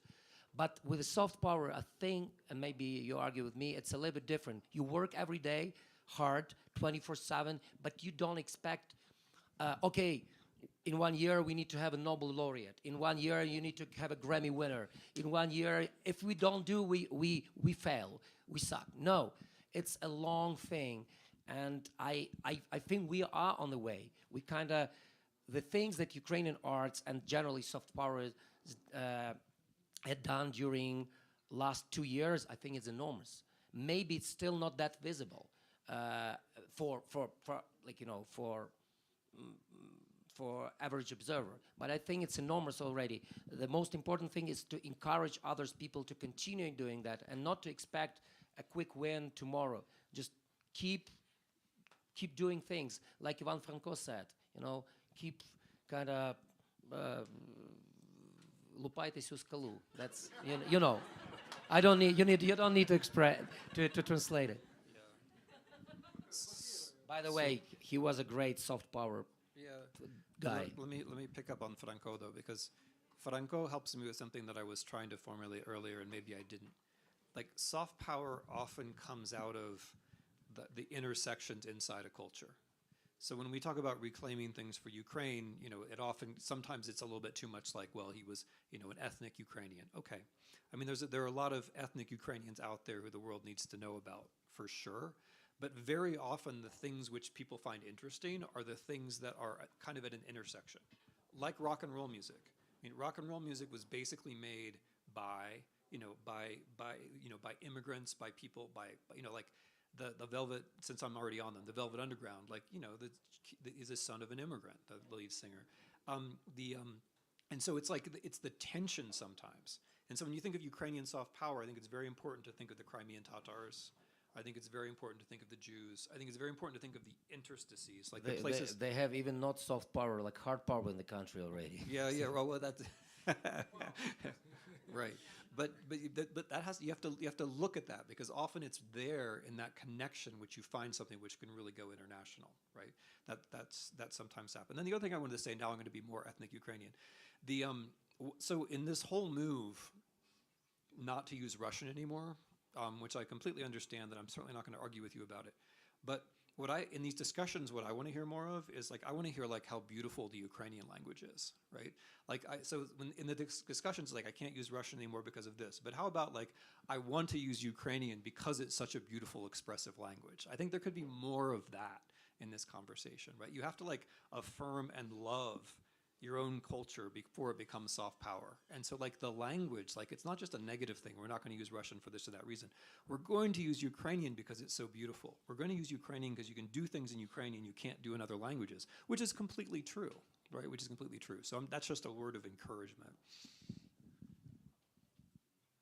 It's the most beautiful language in the world for me. So there we go. Дуже гарний приклад. Yeah, interesting that I know Tim's family for quite a few years, and Marcy, his wonderful wife, and Tim were so supportive to Ukraine even before it became a fashion. And I hope this fashion will last for a long, long time, eternally. But I mean, you were like early adopters of these idea through world American English-speaking intellectual world, that Ukraine is a very important subject. It's certainly not an object by any means. It's just a subject which should be emphasized and learned and supported and everything. How did you come to this? I mean, for me, it's interesting because I know you for you're writing books, a lot of books, but two of your books, like Bloodlands and The Black Earth, have made a great impact through intellectual society in the world. Then sadly on Tyranny, which is not about Ukraine, but it has connection.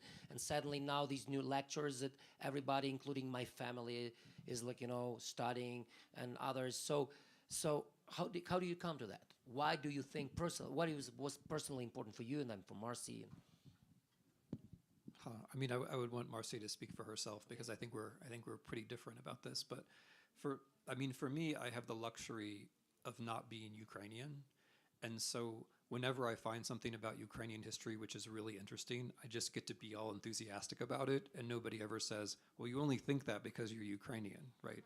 Or almost nobody, right? Like, some people think I am Ukrainian, but I'm not.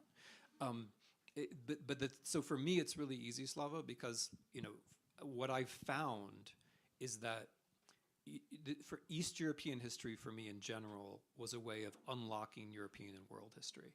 Like the themes, like the big themes in world history, European history, you only really understand when you look out from Eastern Europe. And what I'm saying about Eastern Europe is more true of Ukraine than any other part of Eastern Europe. All the big themes, not just in modern history, but going back, as I said before, thousands of years. If you start from Ukraine, you end up making a lot more sense than if you start from other places. And so I just have the luxury that I can go in and try to fill in these big stories using Ukrainian examples with the help of the work that Ukrainian colleagues have done before me. It's really that simple. So, and for me, it's a big luxury because I just get to tell the truth the whole time, right? Like I don't think about it. I'm a historian. I find these things interesting. You know, it's the explanation of the Holocaust or the explanation of Holodomor or whatever that I give. It's my example. It's like it's my argument. But you can't possibly make the argument without knowing something about Ukraine.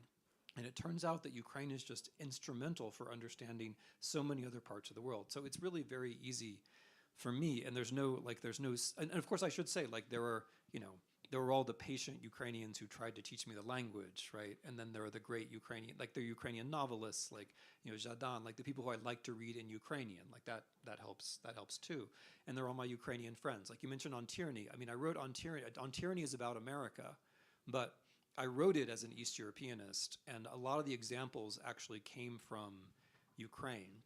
So Vasil Cherepanin is not the first person to say corporeal politics, but one of my lessons in On Tyranny is about corporeal politics, that is like going out, protesting, and so on. And that was in my head because of Maidan, and that expression I took from Vasil. So like Ukraine was actually involved even in that book. Yeah, thank you for that from all Ukrainians, and I wish more people like you existed, and I know that they do exist. We know a lot of them. Some of professors and scholars and intellectuals in the West, including Yale University and Stanford and other places I had the luxury to be at. There are like sort of places of I don't know, of support of Ukraine within the academia, and I always find these people. For me, what makes difference is just sometimes they're a little bit more curious or a little bit more inquisitive in trying to find the truth. Because most intellectuals who start learning Ukrainian case and who suddenly don't have let's say, are not motivated by, unfortunately, some of them are literally motivated by Russian soft power, which is money, or some other things. Those who are not, usually just using some, knowledge and some time and investing and putting some efforts, they always come to the case that Ukraine deserves its place under the sun, the case that Ukrainians are trying to yell about to the world. And my question is probably not only to you, but to everybody, to me, to everybody. How can we make easier for other people like yourself to follow these paths and just to discover Ukraine for themselves and then to adopt it to the world further? The funny thing about this conversation was at the beginning, Slava said, "Okay, Tim, I want you to ask me a bunch of questions." And I was I know. I was like, I okay, know, Tim, I'll ask you a bunch of questions. You don't ask me questions, so no, that's why I'm filling the gap. yeah, but you're. I'm really interested. But I keep trying to ask you questions, and it's not happening. This one thing which is really important, that the Ukrainian government I think needs to think creatively about too, is getting more people physically into Ukraine. Because for me, like I've been doing this for a long time now, and for me, the thing which best predicts whether somebody understands Ukraine and is sympathetic is whether they have been physically on the territory of Ukraine. I mean, not their politics, not their gender, not their age, but like, have they actually been physically in Ukraine? Like, I have a lot of friends who are of like very different convictions from me, but the thing we have in common is that they've been to Ukraine, and we have that's the thing that overlaps, right? And so I realize there's a war on, and I realize that we're difficult, but getting people into Ukraine, into Kiev, start with Kiev or start with Lviv, that's easier, but getting more people from the West and from the so-called global South physically into Ukraine is, I think, the best way to start. That's the thing which is indispensable, because a lot of this, you're not going to win just on the basis of mass communications. The personal element is where you win, but the personal element has been weakened by the war. So that for me, that would be number one. It's interesting that you mentioned that because I actually have a lot of examples, including one of the most striking examples. I have a friend with whom we just befriended. We know each other many years ago, but the war made us real friends. A famous British English musician, electronic and cult musician, Robert Lenaya from Massive Attack, and he came to Ukraine, and I remember we talked like 3 or 4 days after he came from Ukraine. We met in London. I happened to be in London the day, and he told me that it was a game changer for him. It's not that he supported Ukraine from the very beginning. He called me the first day, but when he saw personally all the atrocities, but also people, he got to meet people. I mean, just people in Lviv and Kyiv. He was in many places, not only Lviv, or he was in some unsafe places too. And he said it was a game changer, and I remember we immediately decided to make this project. So he made his wonderful remix for Obime, and other things, and we have plans more and more. And he's now one of the biggest keen supporters in. Not only he's vocal, he's not just telling his friends things. He's posting things. He's trying to participate. He's trying to help, and he's an iconic figure. And if we have people like him and other people coming and being in a good way, I don't know, not to sign it. I don't want to sound like too cheesy, but to get converted, in a good way of that. So it's very important. So I'm trying to do my best, but I also think that everybody, including all of you, famous or influential or just people who have more potential for change in different countries. Just go ahead, get into Ukraine, find the way, encourage them, give them some incentive, give them something that they will be encouraged and inspired to go to Ukraine, and then to help them to understand the country inside. Yeah, I want to say that, like, speaking of soft power, I've started to change my own tastes in music, like in terms of who supports Ukraine or not. So, like, without mentioning any names, like, there are bands that my kids like, and they support Ukraine, and so now I like them too. Okay, that was a bit of an inside joke, but like, but it's a serious point, because for me, like, to be in culture means that you should be making judgments sometimes about values, and I just wish there were more people in the big world of American culture who made a choice about this particular issue, and I think more people will. But I want to echo Slava's point. People, like, soft power of the kind we're talking about works through people. I have a colleague at Yale called Jason Stanley, who's a very left-wing philosopher, who went to Kyiv and taught a class, and now is going to come back every year and teach a class. And he's been very pro-Ukrainian, working very hard, like, in that part of the political world in the U.S., very hard. And it's because he has there are reasons for this. Like, he's an anti-fascist, and he believes that Russia is fascist, and, hallelujah. He's right. But not enough people think that on the far left. And, like, he, like, actually came to Ukraine. And you got to remember, like, for all these Westerners who come to Ukraine, they're all, I realize their situation is totally different from that of Ukrainians in Ukraine, but they're all breaking rules when they do it, right? Like, I'm not supposed to go to Ukraine, like, there are many reasons why. Like, their university is forbidding them from doing it, because we're a very big cowardly culture in general. So they, like, if they do it, they are actually working against some kind of pressure. So, like, give them a hand, make it easy for them, try to bring them, because that's the thing, as Slava says, which makes the difference. Okay, Slava, I'm going to sneak in and ask you a question, which is, I want to ask you. No, come on. I had such an important question, but okay, go ahead, and then I'll keep. Oh, you give me one more. Go, all right, go okay. Because that's logical continuation of what we're talking about. English language in Ukrainian soft power. So I know it's not a straightforward thing, because, like, one can say, okay, it's obvious that Ukrainian musicians should write and do something in English to become famous in the world, and thus to come back to Ukraine with this kind of investment of soft power. The Ukrainian are, movie stars start casting in Hollywood movies or whatever. Ukrainian writers being translated more and more and more and becoming like common names for Americans in English. But it's only one language. So should you think like investing in English language promotion is a worthwhile, or just focusing more in Ukraine, or just investing in as many languages as possible? What do you think? No, it's really still English is still the language of rock and roll, unfortunately or fortunately. I mean, yeah. So there's a funny thing about being American. Like, we talk about America and it's this big culture and it has all this soft power, but have you ever thought about the fact that Americans don't even have their own language?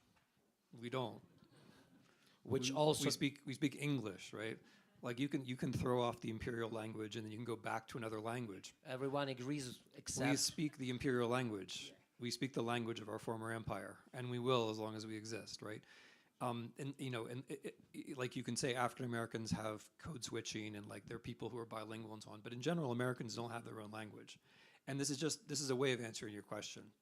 This English which is spoken, it's not really anyone's language. For one thing, we're not very good at it. I don't know if you've noticed, but eventually your English will get good enough. Well, you'll realize that Americans don't speak it very well. Some of you may already be there. Comparing to Oxford professors? Some of you may already be there. But it's actually a good thing about us that we're not snobbish about the language. We're pretty tolerant about how people speak English. My point is that this English language is inherently already international. It's not really ours. We don't have a language. It's strange but true. And this English which is spoken in Europe, the common language that I hear like spoken on the train to Davos, right? That's not really anybody's language either. European English is not anybody's language either. So it turns like if English doesn't belong to the Europeans and it doesn't belong to us, it's sort of out there for the taking. And my answer to your question, Slava, is I think basically you have to appropriate English, right? You have to make it your own. You have to, I mean, of course, Ukrainians are going to do different things with English because Ukrainians are very creative, right? And Ukrainians will take any language and make a surjik out of it. Right? We have so many. We have so many surjiks in English already. Yeah, exactly. Right. India, Nigeria, many other. But like when I listen to Ukrainian pop music now, like in Ukrainian pop music, there's all this English surjik now, right? So you have to take English. So I'm answering your question. You have to take English. You have to make it your own. You have to make it your own because it is the world language. It is a language you can reach out to people in. It's a language you can create culture in, right? There's a lot of Ukrainian music already, which is partly like where the chorus is in English or whatever. That will reach people. That will reach people in other ways, but it's a matter of making it your own. And by the way, this is also something which is changing. I mean, drastically different. 10 years ago, part of the problem for Ukraine was that the Russians spoke English better than you did. And that's not true anymore, right? They're worse and worse at it, and you're better and better at it. And I think you're just kind of reaching that point where you can make it your own. And I think that's very important, right? Like the English is not anybody's language, so it's kind of everybody's language. And so you just have to appropriate it. You have to take it and do what you want to do with it. Thank you. I don't want to disagree, okay? Okay, all right. So my question, Slava, was I wanted to ask you, in your personal experience and as you look out at the Ukrainian cultural scene, what are some positive examples of, in the last few years, the last decade, from your point of view, of Ukrainian culture reaching out to the world and becoming soft power? It's a good question, and thankfully I already mentioned that sometimes it takes time. So maybe there is a lot of things we can talk about which is still not on the, let's say, on the top of their possibilities, of their capacity, but they're already in motion. And first of all, Ukraine was always, even before the full-scale invasion, I think Ukraine was always great in using soft power in sports. And that's something we also need to mention it, because I mean, the most famous Ukrainians before we got the wartime President Zelensky, the most popular names were sport names, like, you know, football players and like boxers, like Klitschko's, yes, and it's still there. I remember we had a dinner in London with Andriy Shevchenko, a football player, and Sasha Zinchenko. So it was funny that when you go, it depends where you are. So when you go out from Albert Hall concert, then people were mostly asking me to make photos.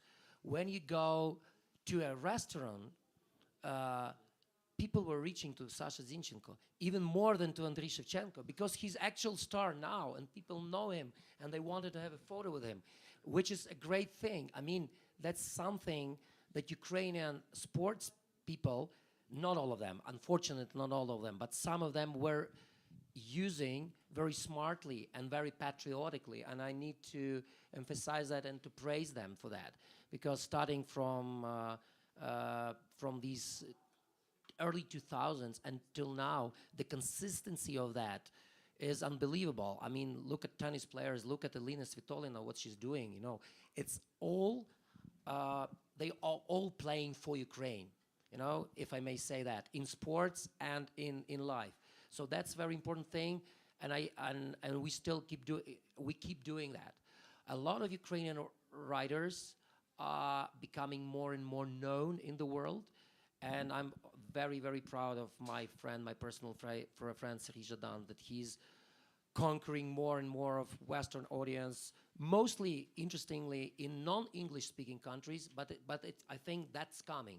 But Germany and all the German-speaking world, he's already a big star. So I think it's a great achievement. A lot of electronic music, which even the electronic names, which are still even probably not a common names for Ukrainians, are big stars in the world already. And they are quietly doing their job as well and bringing something.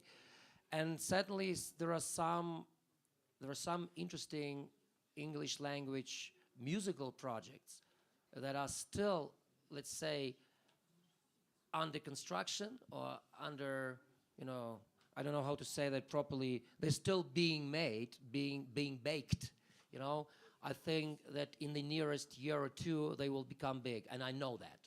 And I'm crossing my fingers, and I'm talking about different names. So, you know, I'm very positive about Ukrainian culture.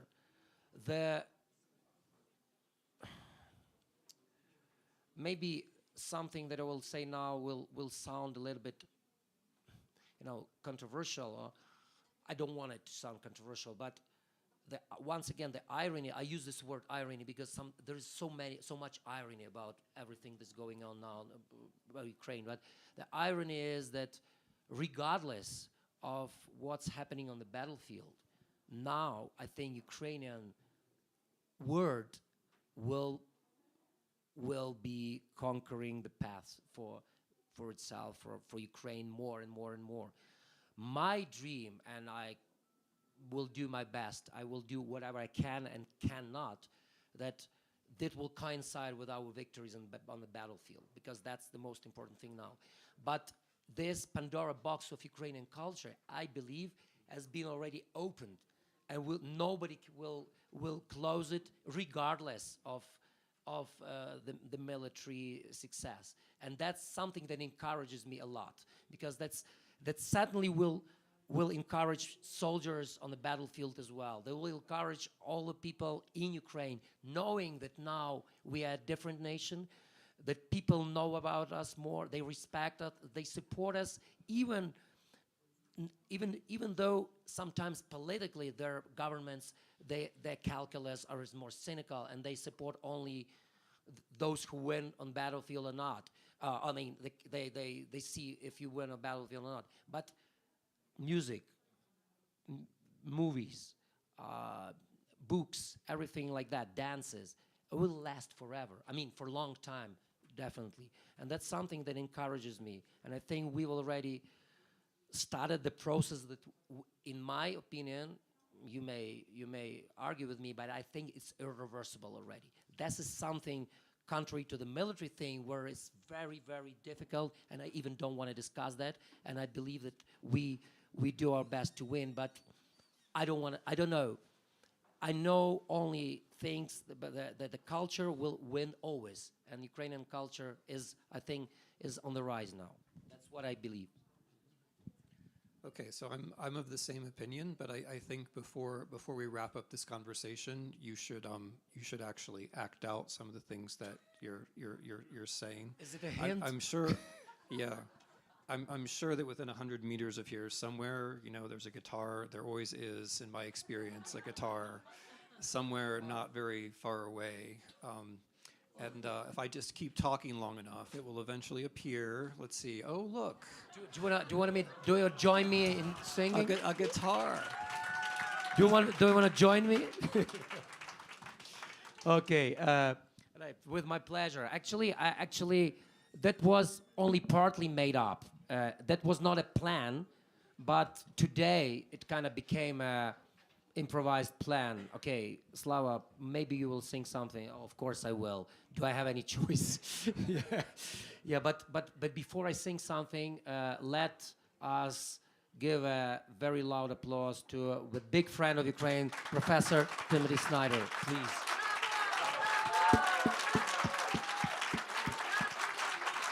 Proud to be your friend.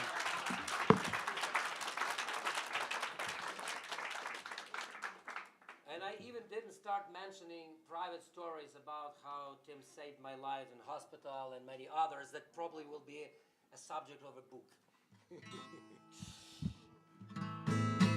Yeah, that was a good spoiler, I know, but... Now you have to tell us. No. The good spoiler is something, now you need to think about it constantly and just dying to hear the story, and it will come one day. Seriously, on a serious matter, talking about soft power, I learned to play piano when I was a kid. And actually, when I became a musician, I started playing a guitar because it was like a trendy thing to do, you know. You don't play piano unless you're Elton John, and I'm no Elton John. You know, and you just play guitar and sing. But because I'm a left-hander, and in the former Soviet Union and in Ukraine as well, it was not an easy thing to find a guitar for a left-hander. It was very difficult for me to learn to play guitar. So I wish I had possibilities of Paul McCartney, who had just this part of kind of guitar, but I didn't have it. So I skipped, and I mostly composed. I composed 99% of what I do, of my tunes and stuff, in piano. And then the war occurred, and I immediately started going to see the troops, and I realized that it's very difficult for me to go there because I can't bring piano there. Some people think that going to see the troops on the front line, it's like a small private gig with, you know, with loudspeakers, with PAs, with everything. It's not. It's actually sometimes it's happening in so appropriate places and so unimaginable, difficult places. So the only thing you have, it's yourself. And suddenly guitar is very helpful there. So I learned a little bit. As you learn Ukrainian, to understand Ukraine more, I learned playing guitar to play for our soldiers. And I'm happy that I can do that now. Still not the level that I'm proud to play on the big concerts, but it helps me in situations like this. So that's soft power of instruments. Okay, so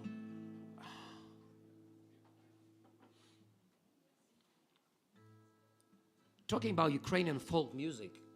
Ukrainian folk music already made a huge impact, and I'm so happy and proud that more and more foreign friends send me videos of Carol of the Bells saying, "Did you know that was a Ukrainian song?" Oh, surprise, surprise. And they were really, and I mean, did you know? I say, of course I did. And I'm happy you know that now. But it's not only that, many Ukrainian songs are, you know, kind of embodied in the Western culture as well. And there is I don't know if it's a rumor, but it certainly has something when you hear something, the similarities between famous Ukrainian lullaby, Son Kolovikon, and Summertime, which is also a lullaby, and has immediately, from the first moment you hear it, okay, I've heard it somewhere, and there is a legend. I mean, I think it's just a made-up story, but maybe that's true, that George Gershwin, whose parents were from Ukraine, happened to be from Ukraine, was on the concert of him or Ira, his brother, were in the concert of the Ukrainian choir of Alexander Koshitz, where they actually presented Carol of the Bells as Shadrach first time. So, and they were impressed with these melodies, and some say that was the inspiration of Summertime. I don't know. It sounds very Ukrainian for me, by the way, but I don't claim it. What I claim is the Ukrainian folk music and traditional songs are the best in the world.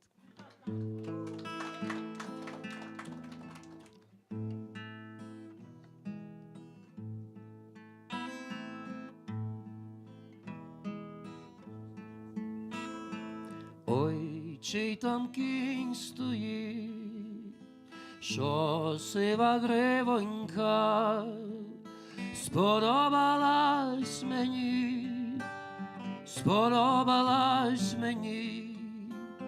тая дівчинонька, сподобалась мені,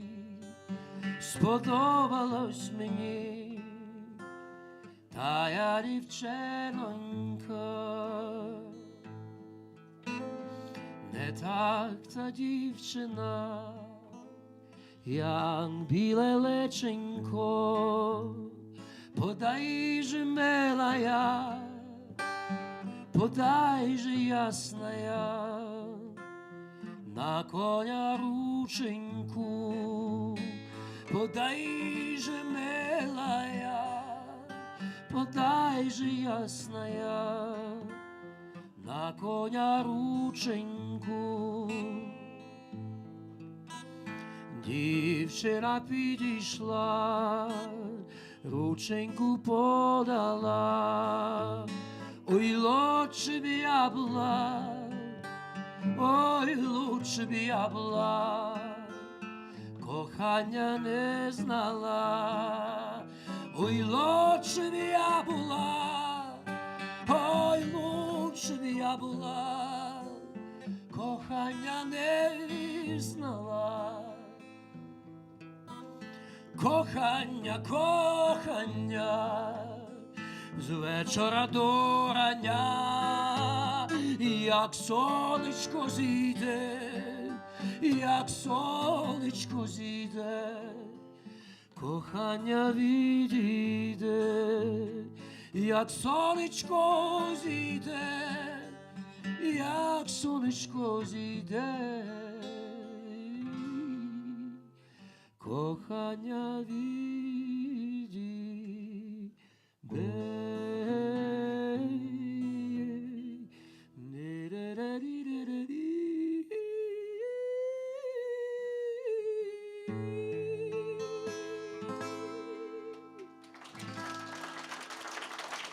Нехай ніколи не відійде наше з вами кохання до України.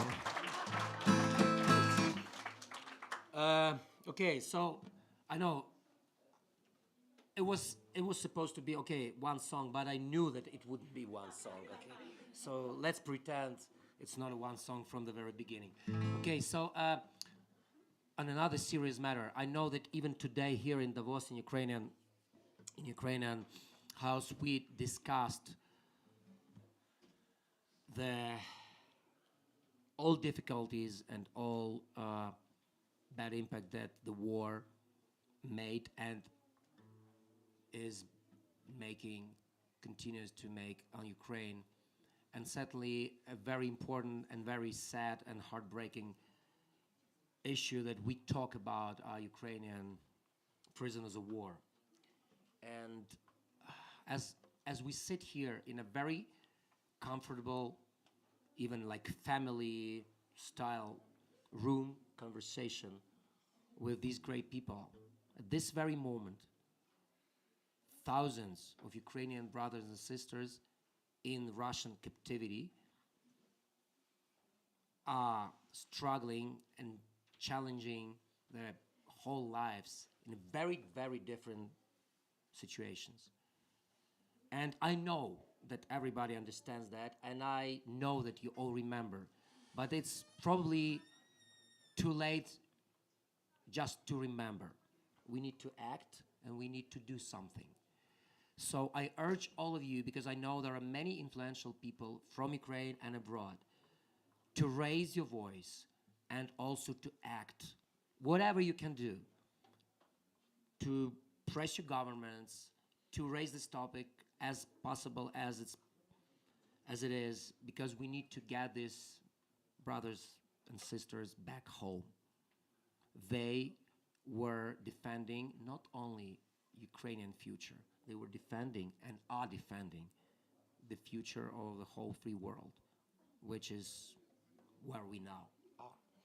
So this song was written for and about the heroes of Mariupol, who were defending the Azov style and who are now world well-known heroes.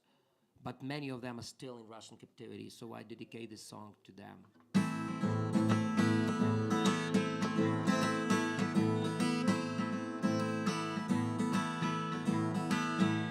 Сонце зійшло над Азовом, вітер над дюнами дме, холод, але пісок пахне весною.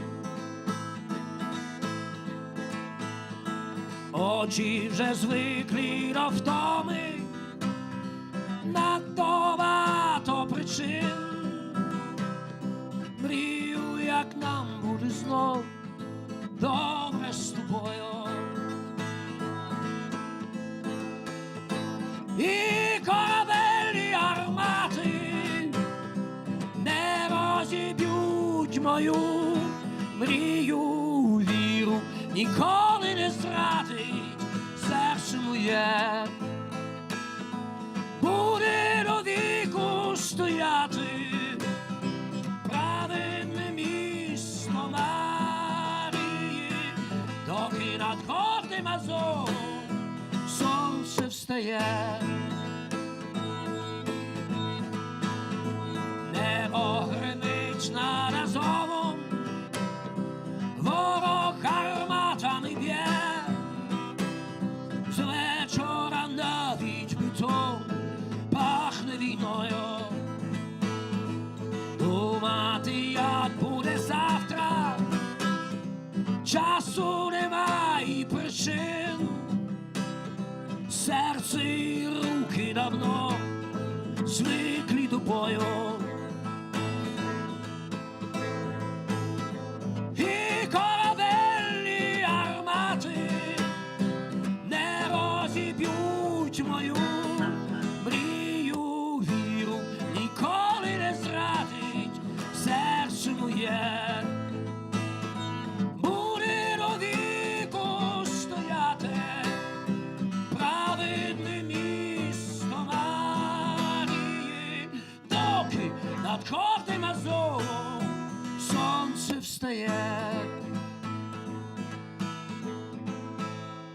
Ми залишились собою, ми загорнулись у ніч, і вільні уста стисли від болю, але й найглибші підвали світло повернеться знов. Крик нового дня рветься на волю. І корабельні армати не розіб'ють мою мрію, віру ніколи не зрадить серце моє.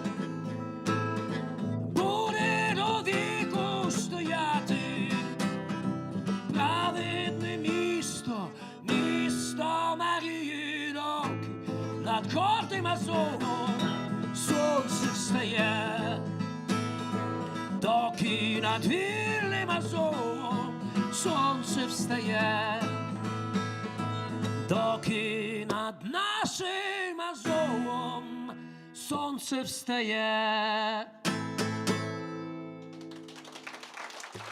Thank you. Дякую. Okay, and let's wrap it up on something universal. The song I'm gonna sing now,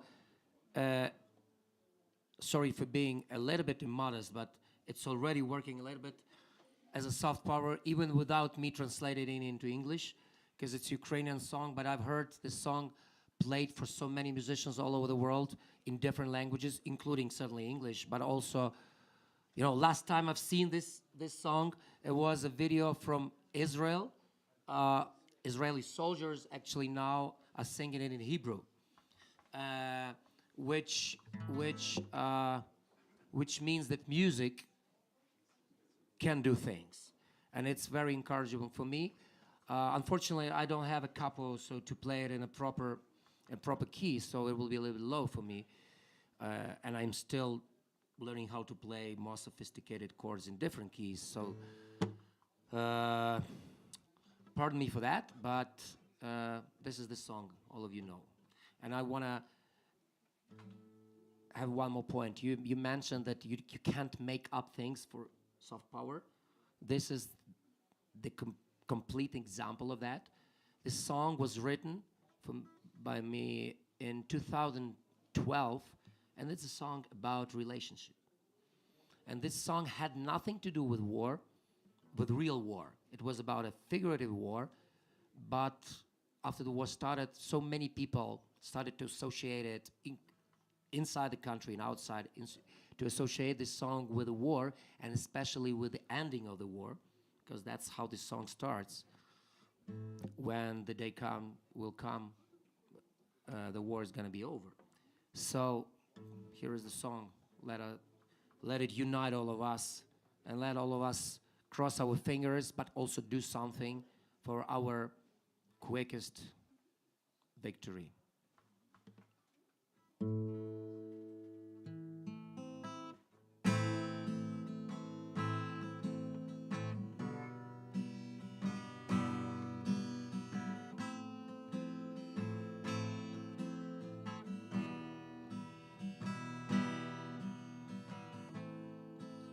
Коли настане день,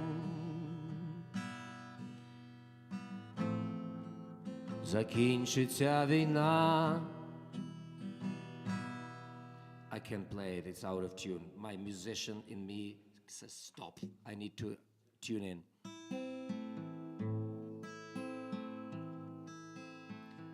You need to impose soft power properly.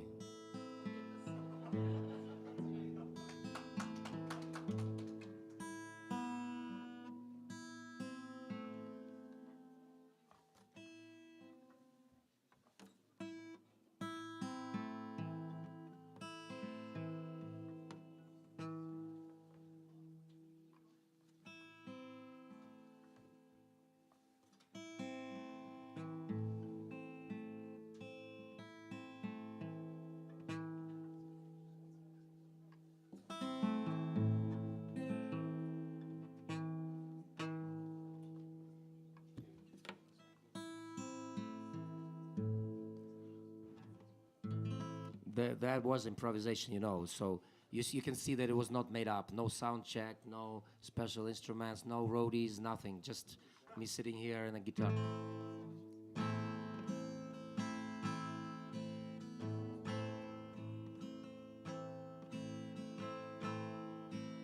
Коли настане день, закінчиться війна, там дав би в себе,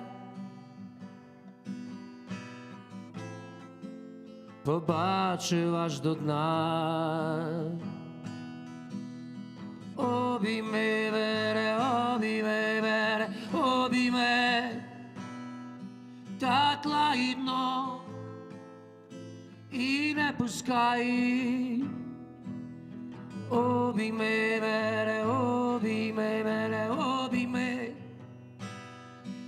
Твоя весна прийде нехай. І от моя душа складає зброю вниз. Невже таки вона так хоче теплих сліз? Обійми мене, обійми мене, обійми так лагідно і не пускай. Обійми мене, обійми мене, обійми. Твоя весна прийде нехай. Обійми, обійми мене, обійми. І більше так не відпускай. Обійми, обійми мене, обійми. Твоя весна прийде нехай.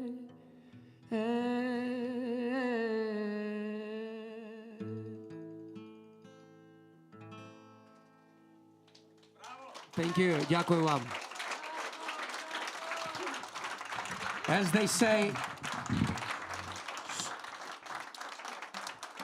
they say in rock and roll, thank you for tonight. Ladies and gentlemen, Slava Vakarchuk. Дякую.